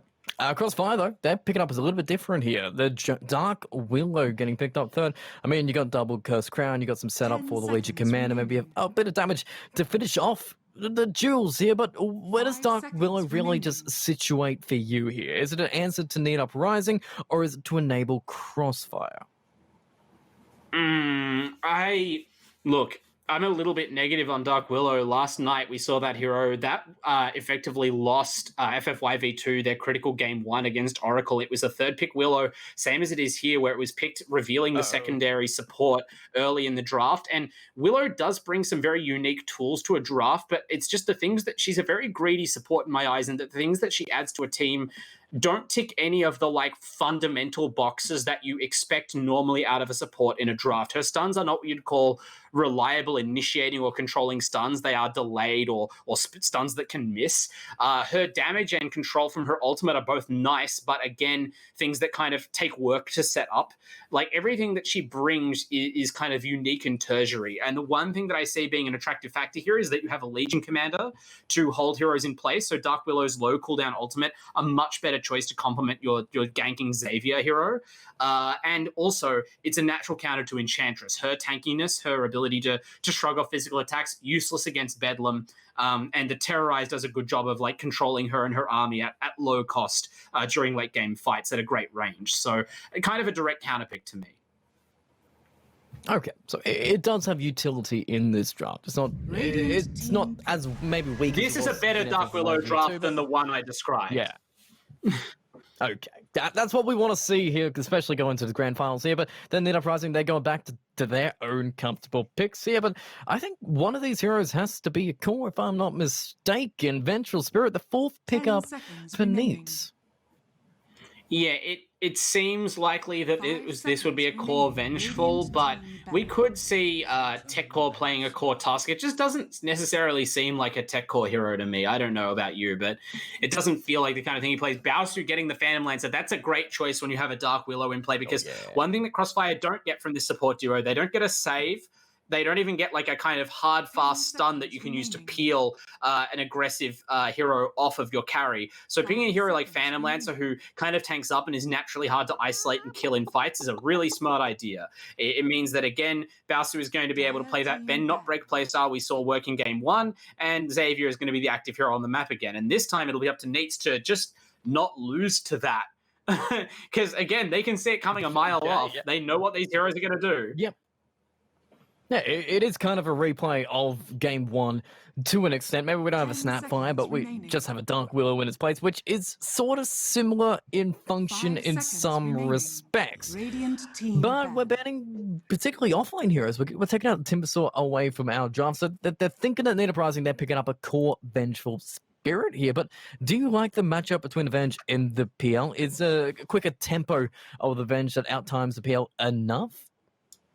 I do actually like this matchup. I think that Vengeful, it's a tanky hero, so it can stand its ground against a PL at least until a certain point in the game. The minus armor is really good for like chewing through most of these heroes for like making duels go in your favor, and for helping to clear out illusions. And the having that swap ability, it's like the Kozi TA is ideally your focus in this match as far as damage goes. But having the swap also helps control the PL, right? Because very often if you gank a PL, it's all going to be about like, I'm doppelgangering, I'm running away, I'm making you fight through my illusions while I just bail to the back lines. And the range, at least of level 2 swap, is at a really nice place where you can just pull PL in so deep into your team or grab him when he tries to disengage like that and like suck him back in to be finished off. So, as well as to mention these two supports, one of the reasons I don't like picking Dark Willow alongside a support like Grimstroke is they are both incredibly position dependent, really squishy, vulnerable heroes. They don't really have great defensive abilities. They have sort of one okay one each. And if you swap either of these heroes into your team, they will die for sure. So that is a source of easy kills Neats can count on, even late into the game. Well, it's good to see an angle that you can exploit, especially going into this game here. But 30 seconds left on the timer for Crossfire to pick up their final hero, their Rivalry hero here. I mean, if we're doing what game one, Rivalry was on the Invoker, but that is going out of here. Kunkka is, I believe, still in the pool, but do you like that? Is there anything that's jumping out here? Kunkka is a better choice here. Phantom Lancer plays off that Kunkka, at least in the, like, Kunkka becomes a partner for, Phantom Lancer becomes a partner for Kunkka much earlier than Spectre would in terms of winning those attrition battles. But they go for the Razor that was banned out last game as a method of directly opposing the Templar, and I like this a lot. I mean, if Templar and Venge are their cores, those are two heroes whose core power and their contribution essentially is just their right clicks. So to have the static link available is awesome. And again, another self-sufficient tanky core who isn't going to bait your Grimstroke and Dark Willow into standing in bad spots trying to defend him. Like, you You want these supports to be free to hide as far as they can back in these fights, stand in trees and weird spots, and just focus on getting their spells off correctly, not about having to intercede on their core's behalf. So they've got 3 tanky cores who can kind of save each other and protect themselves, and they're going to be able to try and get these big spell combos off to turn team fights around. It's looking pretty nice here, but I mean, the final answer is Need Uprising here. They've seen the Razor, they've got the TA in the mid. That is a very bad matchup. Do we care? Does just Kozi get what he wants from the mid lane and just hit the jungle as soon as he can? I don't think they're going to put this TA in any other position on the map, and Kozi had them pick this second, owning up to the idea that they were going to let something through. So I think they do it, and they go for a tower pushing core. They go for the Underlord, a super dominant hero this patch, and not the hero I was expecting, I admit, but if you consider it's a safe lane Vengeful Spirit, the off lane was the pick they needed, and this makes a ton of sense. An absolute bully for Phantom Lancer, almost impossible to duel. Razor seems okay against this hero, but only okay. And I mean, ideally, the Razor is going to be focusing Kozi. So I certainly see a window for TechCore to run over the game. And God, if you just consider the hero's playstyle, right? Like the heroes that TechCore excels on, these attrition-based, kind of obstinate, static, just tanky, hard to trade with offlaners, right? Where you can kill TechCore maybe. He's not on a Storm Spirit or something where he's going to slip away. He just challenges you like, is it worth it? Make my day, he says. Like, come to my lane and fight me. And this is the perfect hero for that, especially on this patch. Wow. He is going to exact a cost from Crossfire. Oh, it's going to be a big call because whoever takes this game is going to go to the grand finals, my man. What do you think? Is the big man, TechCore, just being enhanced with this big tanky brute that just wants you to kill at him, make his day, get the kills? Is it enough for Need Uprising? Because Crossfire still have a pretty succinct draft themselves.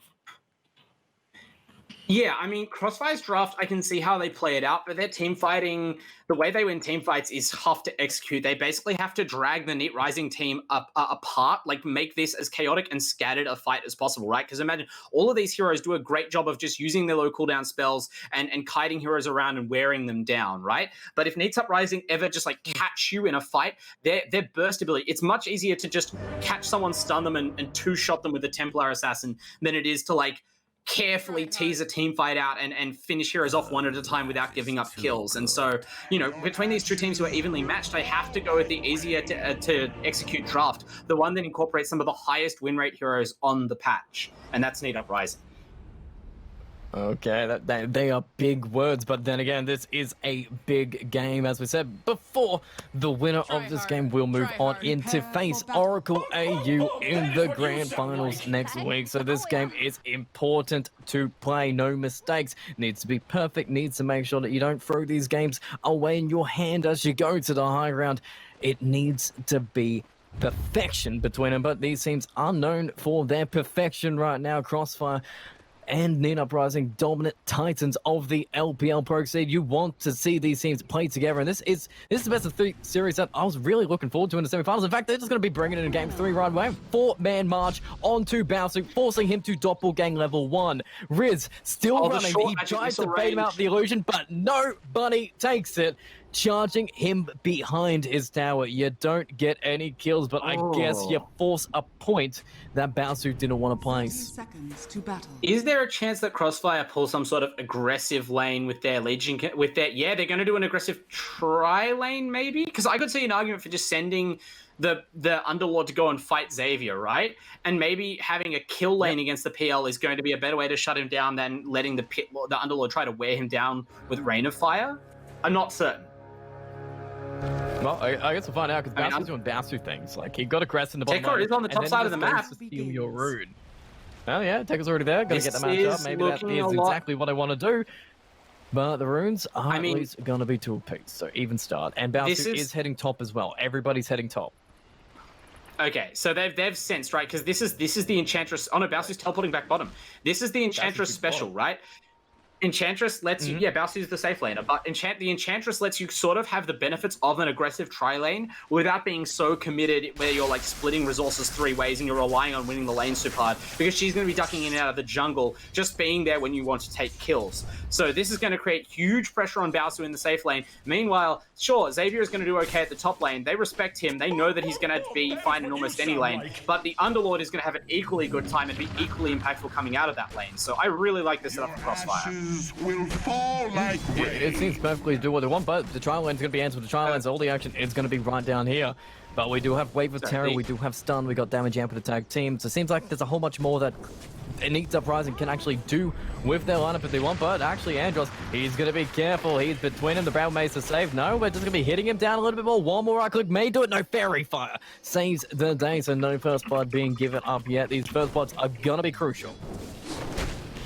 Yeah, exactly. Especially when there's a tri lane, this is always the epicenter of the action. Obviously, this top lane, this is a really interesting 1v1 matchup between Legion and Underlord, but I have a feeling we're not going to see anything really drastic happen up there for a couple of levels. They need to have access to their full kit before either player starts making plays, and even then, I feel it is much more of an economic game. Like, how much can Tekor shove the lane out with Wave of Fire? What does that allow him to do? Does he start to take the jungle? You know, does he push the Legion back under the tower?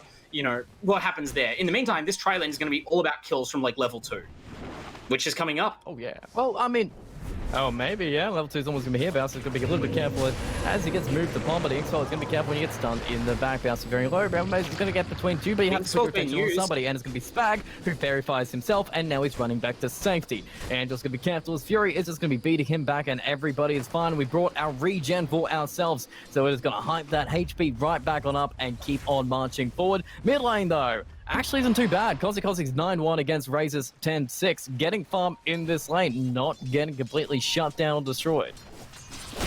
Yeah, and one thing that's key, I think, in this tri lane that's so important is that the Need Uprising heroes actually have fairly long cooldowns. Dark Willow is an interesting laner. Her spells are very powerful, but they are quite long cooldown for disables, especially that Bramble Maze early on. Compared to something like the Magic Missile out of Vengeful, they have to pick their chances on Crossfire as to when they attack. Well, I mean, they can't get an opportunity right now because the lane's being pushed on in, trying to pull back with the other two heroes that are committing forward to this tri-lane, but the situation seems to be working out a little bit Need Uprising favored. The network's all actually fine. Underlord is currently top of the last hits, been a great time with the network. Maybe Rippery is dominating a little bit in the mid lane, but still, we're 7 last hits versus 14 on the Vengeful Spirit. Kozi is playing a little bit aggressive here. In fact, nice glyph on your creeps just to force them out of position, but can we get the first blood between them? Right clicks in to be out. Fairy Fire being used. We're still holding it back, but first blood, it's going to be drawn in the bottom as we take Andros down. Need Uprising taking that gold, clutching it in their hands, and now they're going to be trying to clutch on the Bouncer as he's just hiding behind a tree and going back for Spat. Okay, Beeline's back. Oh man, that would be one hell of a Bouncer play if that worked out. Yeah, I mean, when you throw all these spells down on paper and you sort of check what their damage they do and stuff, it seems like the tri-lanes are equal, but it's a common theme. Crossfires is just slightly harder to execute. It seems like they've missed the Inkswell a couple of times. It looks like they missed the full impact of the Willow spells there. And when that happens to you in 1 or 2 trades, that's when you start to give up kills and the tri-lane begins to slip beyond your grasp. It's not drastic yet, but you know, you definitely don't want to be giving up ground in this lane because it affects Bowser's ability to farm. Yeah, right now, mid lane, I think we might have an opportunity onto a Razor as Spag hits up that mid lane. No, it's fine. It's just an Enchantress. Damage Just too fast moving. We're all good. It's an Invis Enchantress. Yeah. He's just getting out for vision, but I mean, it's an opportunity in the bottom lane if you want to go for it. Going on forward, keeping some charge. Looks like damage onto Riz, but Inkswell ain't gonna get him a kill between them. It seems like really Crossfire's tri-lane is not as good as a tri-lane for Need Uprising here. It's just not got potentially going to kill. In fact, they can get back to Bouncy. Nice stroke of fate keeps him back. Spag is still in Viz, looking for an opportunity if he can. Look at Fury playing so aggressively himself. Tobe, got to be careful. Tag team with damage coming up. They've already got away with Darren with damage coming out. He is fine. So will save. He is not going to actually save Tobes as Riz gets him down anyway and just going to keep everybody back. Nobody dies unless you're on Crossfire right now. 0-2 heading up to the 5-minute mark. Thanks. Yeah, that's not the greatest start of all time as we see the Neats continue to punish Crossfire's landing setup. And even now, they continue to find the action. So the Willow entering the Shadow Realm, that saves her from the magic missile impact. Good reactions there. Obviously anticipating and baiting the spell from Riz as they bring in the Grimstroke and force the retreat. But this kind of pressure, I mean, look, we've mentioned that it's an asset of Crossfire's that they know how to bounce back from situations where Baosu gets bullied in the early game, but it's never good to start on the back foot like that. You are making the game harder for yourself and rolling the dice every time you let yourself fall behind and try to play catch up. And normally you'd expect them to be pulling ahead in the mid lane as a result, but the Razor is not making a huge gap on... Okay, it's starting to now, actually. The CS has swung heavily in Reveries' favor, but the net worth isn't that drastic yet. And Kozi, you have to remember what potential stacks may be created for him, or his ability to, as we've seen in previous games, rotate out of the lane once he has maybe some treads up to pick up some early kills and bolster his farm.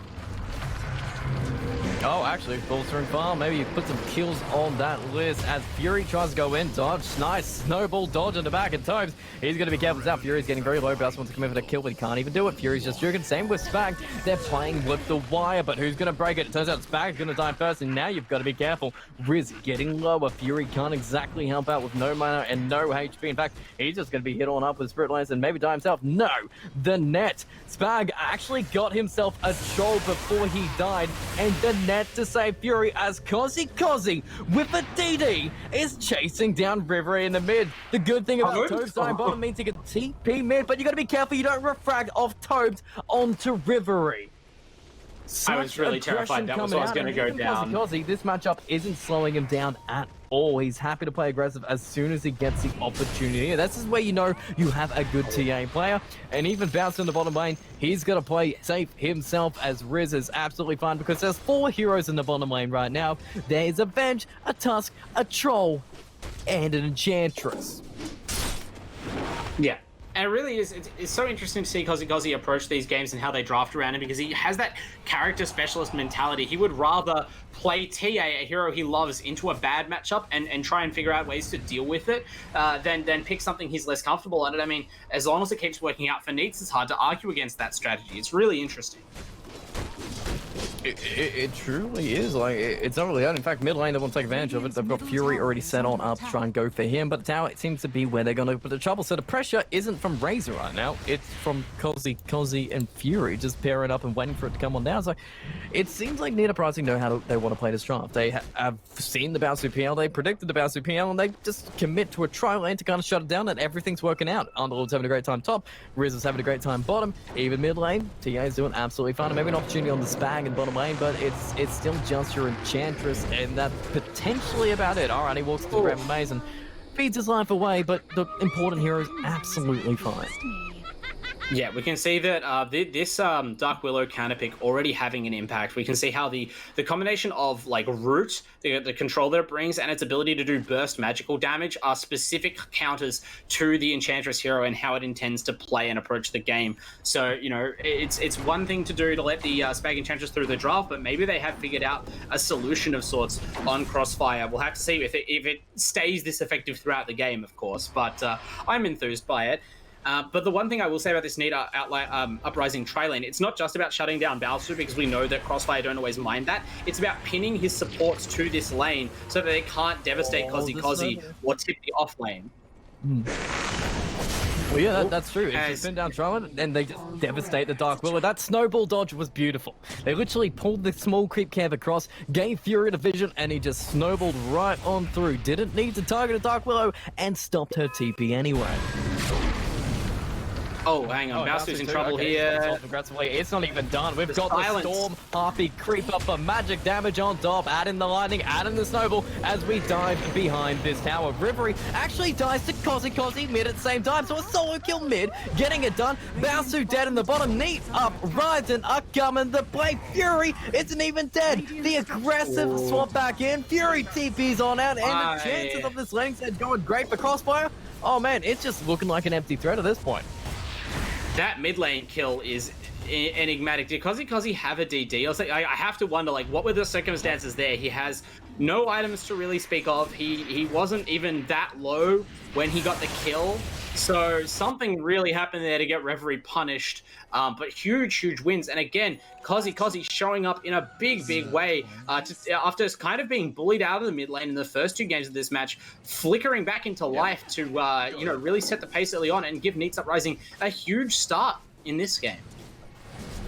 Oh yeah, through K already. We're just hitting the 10-minute mark. The runes are going to be a little bit even between it, but it seems very stable on the side of the Enterprising as we move to the mid lane, because we're already getting rotations in from the sports. We don't need a tri lane anymore, as we want to just shut down Reverie's farming even more. Even Bowser, who's probably trying to find some jungle creeps around the area, he's got himself the triangle, which means Reverie, who can't access the mid lane, can't farm those as well. And we're splitting the farm a little bit awkwardly on Crossfire here.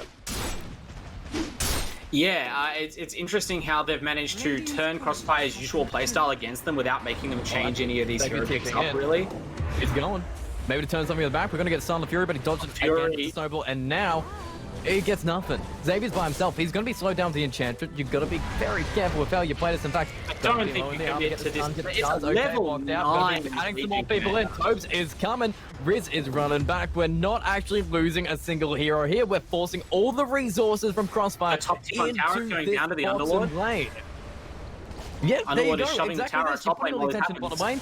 They just do this. Reverie's coming bottom, trying to get some pressure on the Riz This here, is but Grand commitment. Lanes ain't going to do much. You've got a snowball save. Terrorize? That's all Maybe you want to a kill. cast right now. In between, Jewel coming out, needs it, but the shard block, it keeps him alive. We're absolutely fine. No kills for you if you were Crossfire. Xavier, TP bottom, looking for something juicy, but it's absolutely nothing. Bowser for deny won't even happen soon. In fact, he's about to be kicked out of the top lane as well.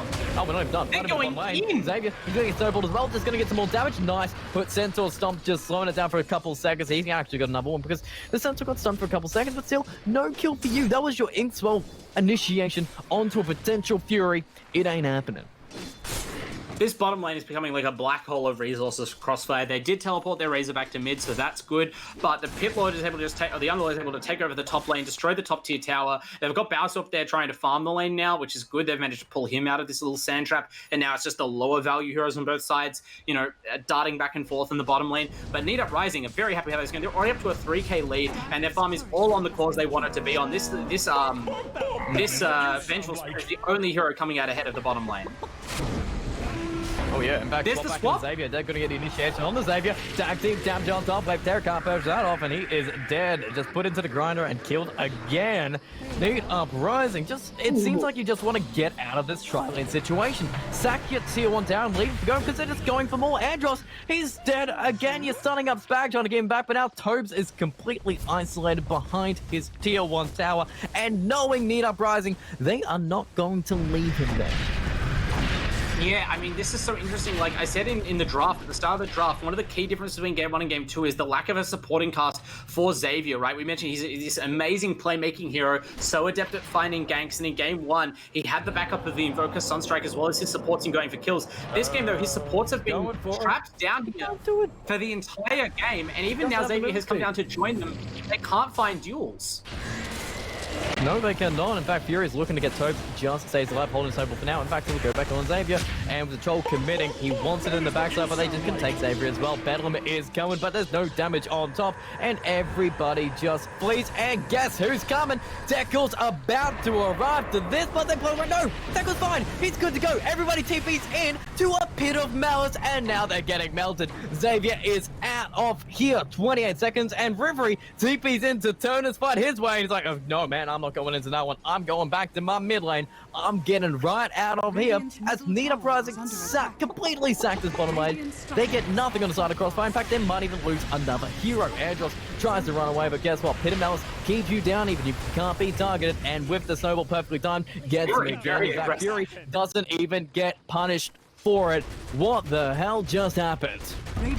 Well, Crossfire, while they were sacking that bottom lane, I can't say they got absolutely nothing. They were making space for Bowser, just as the Underlord was farming the top lane before. But whereas there was Crossfire's engagement they took on the bottom side of the map was relatively unsuccessful, Needs have to be happy with what they were able to reap there, even though it gave the PL a little bit of space. He is the most farmed hero for Crossfire, but he is well behind all 3 Need Uprising cores.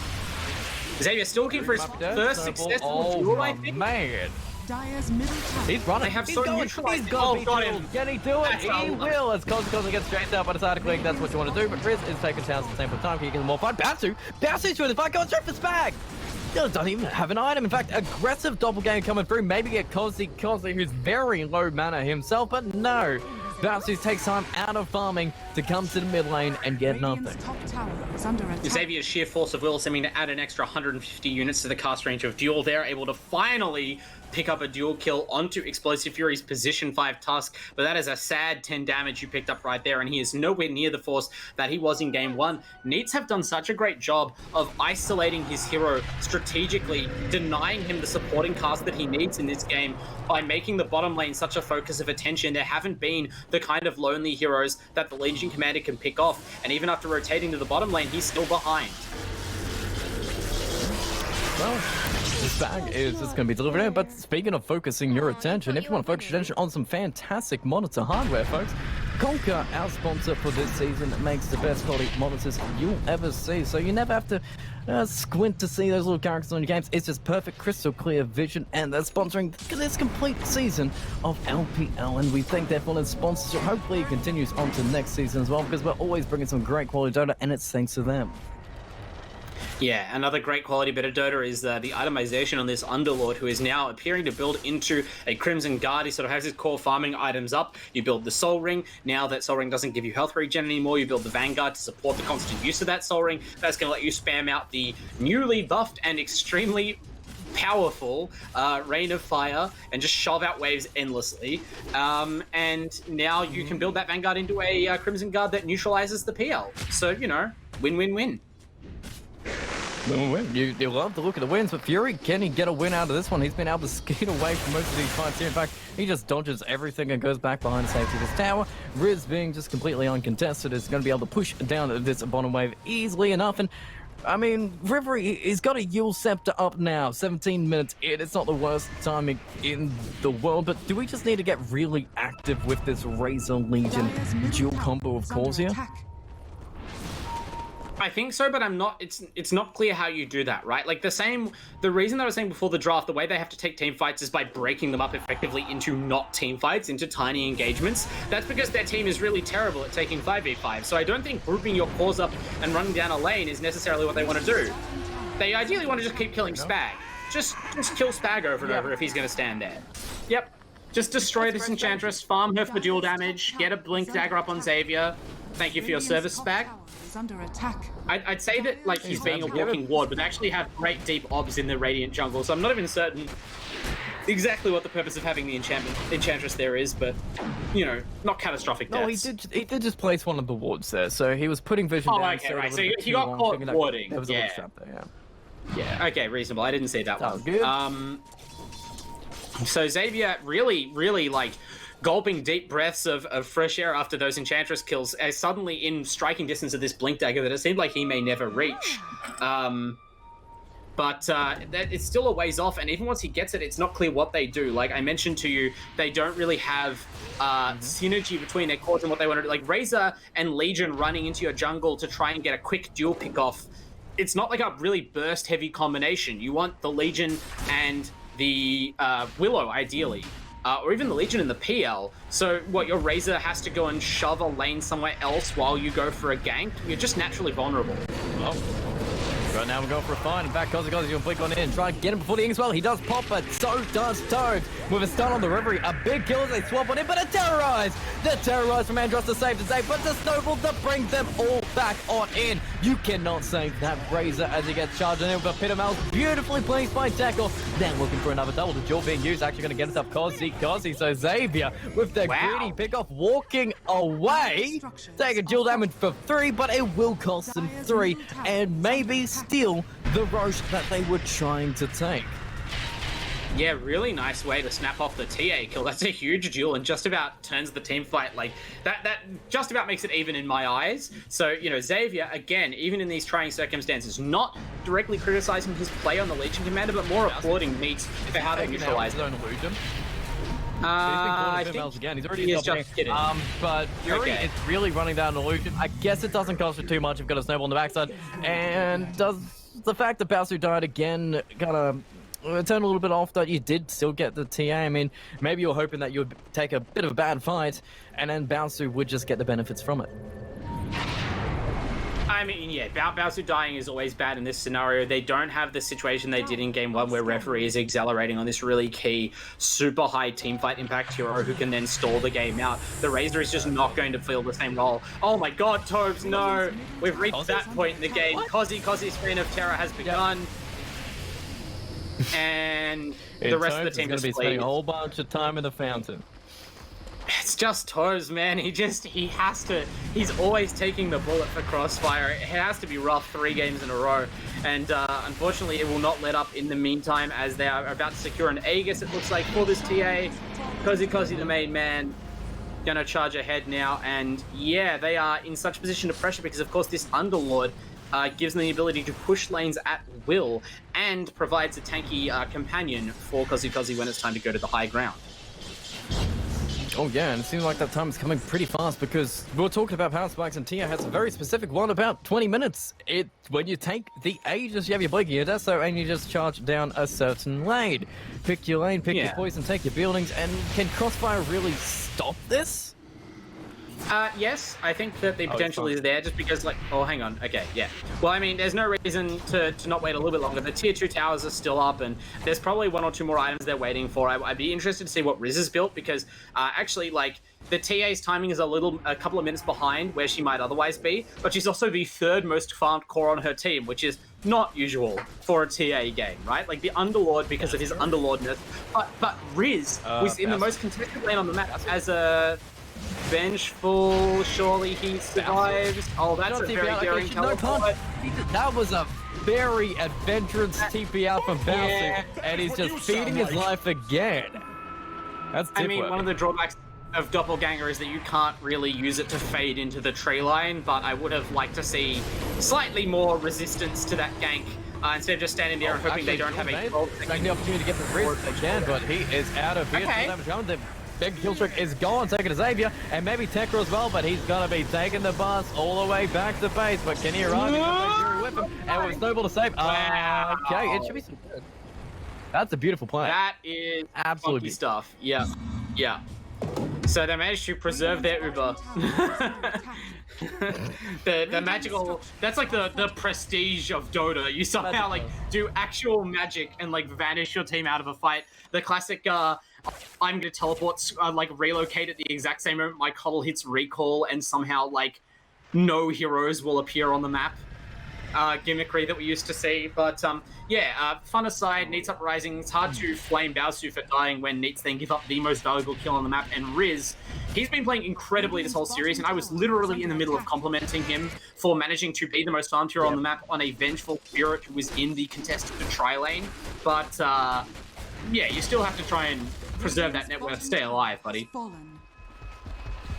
Well, right now they're preserving their map control to take a tier 2 in the bottom lane and just march on forward into the mid lane to take some more towers for the trouble. Baosu push out the mid lane for a little bit. TP, I know he's farming aggressively into the jungle, which is great because nobody in Need Uprising are currently there. So, I mean, you're going to have as much space as you need to go. And it looks like Need Uprising, they can take advantage of that space as they keep on marching down the mid lane, using the Aegis, using Riz's aura with the thanks of TA's Desolated. These buildings going to mount, and even Xavier isn't here to really defend and take that opportune duels that he's been able to secure these massive kills with, including Riz, including Kozi. In fact, I think they found Baosu again, and now he's going dead. Shows up 2 seconds out of here. I'm pretty sure he walked over a trap.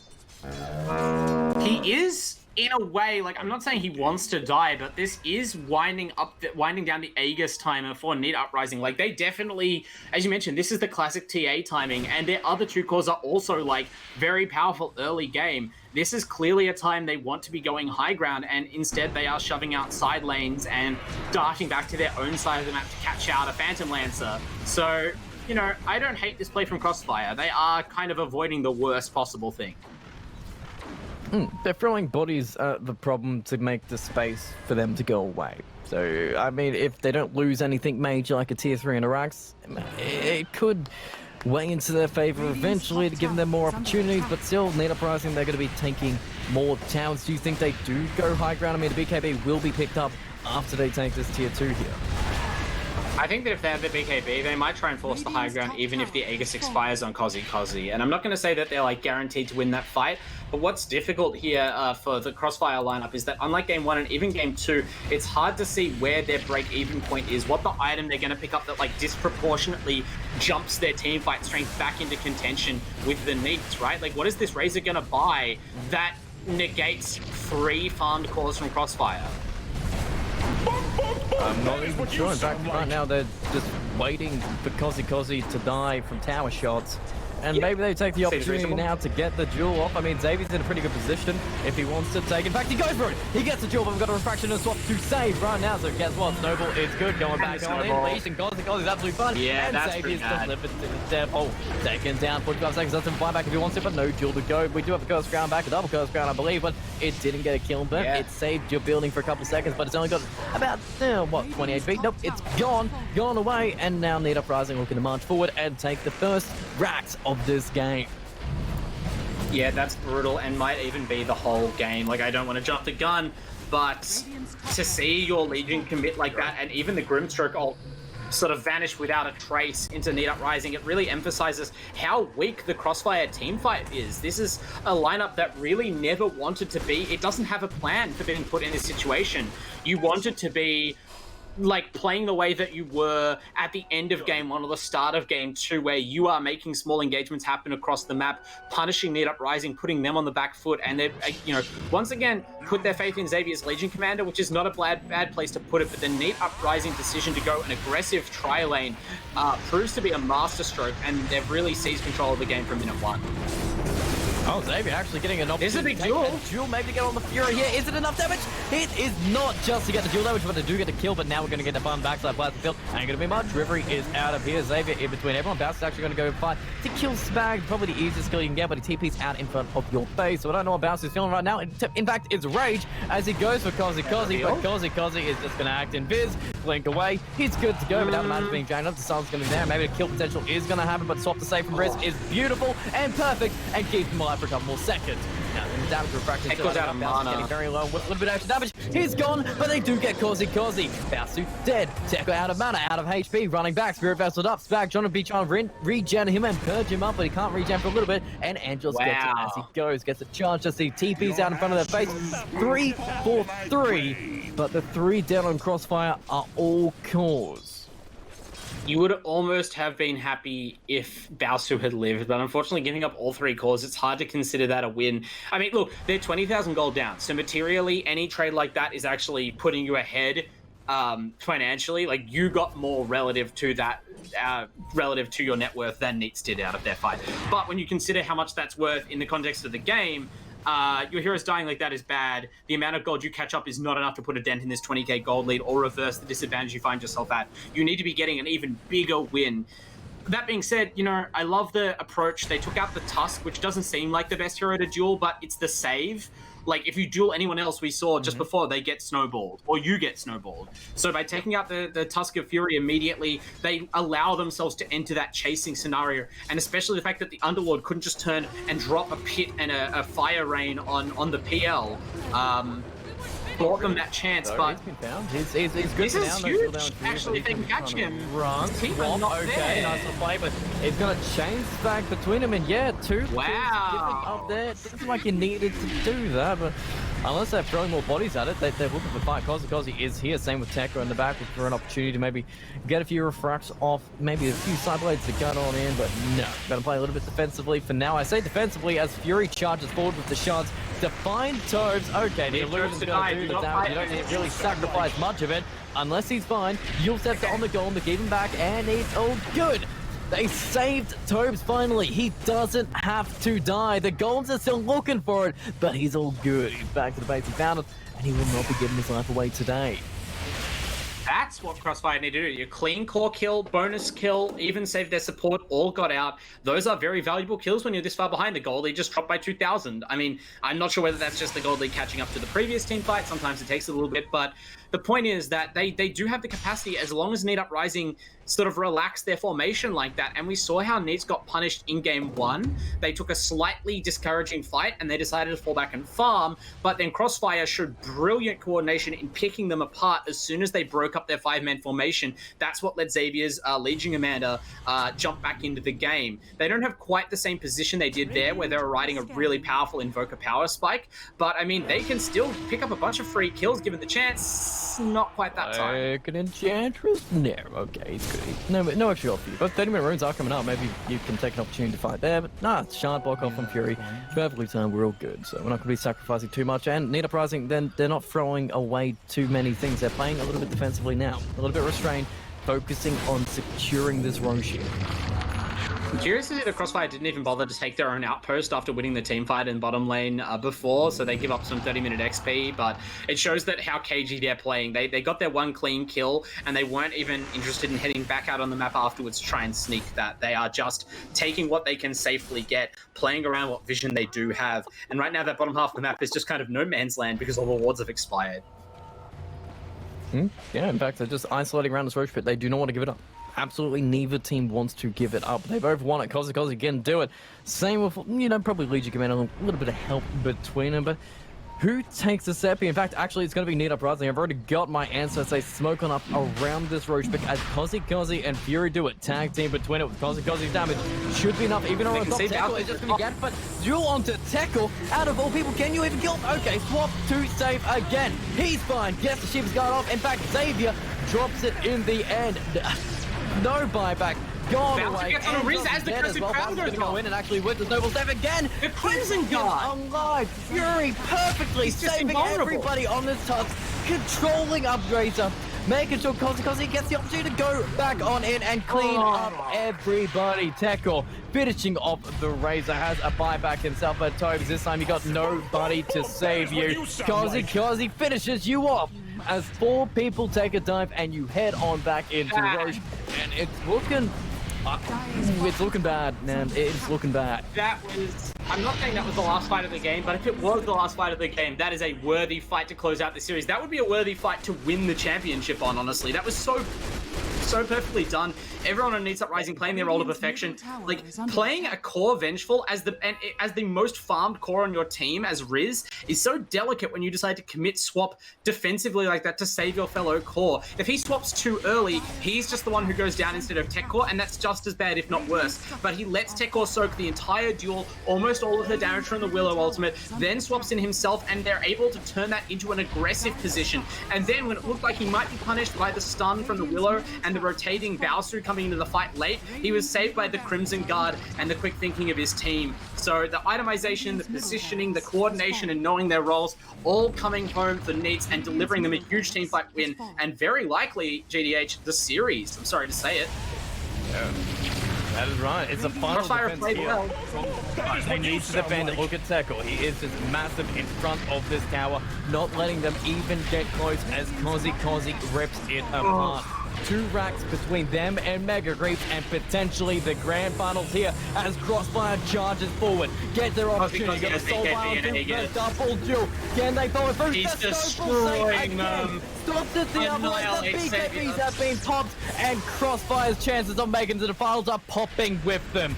Riz is just many up the back. Baosu is dead. No buyback. 3 dead. Rivery hiding in the tree. GG is cold.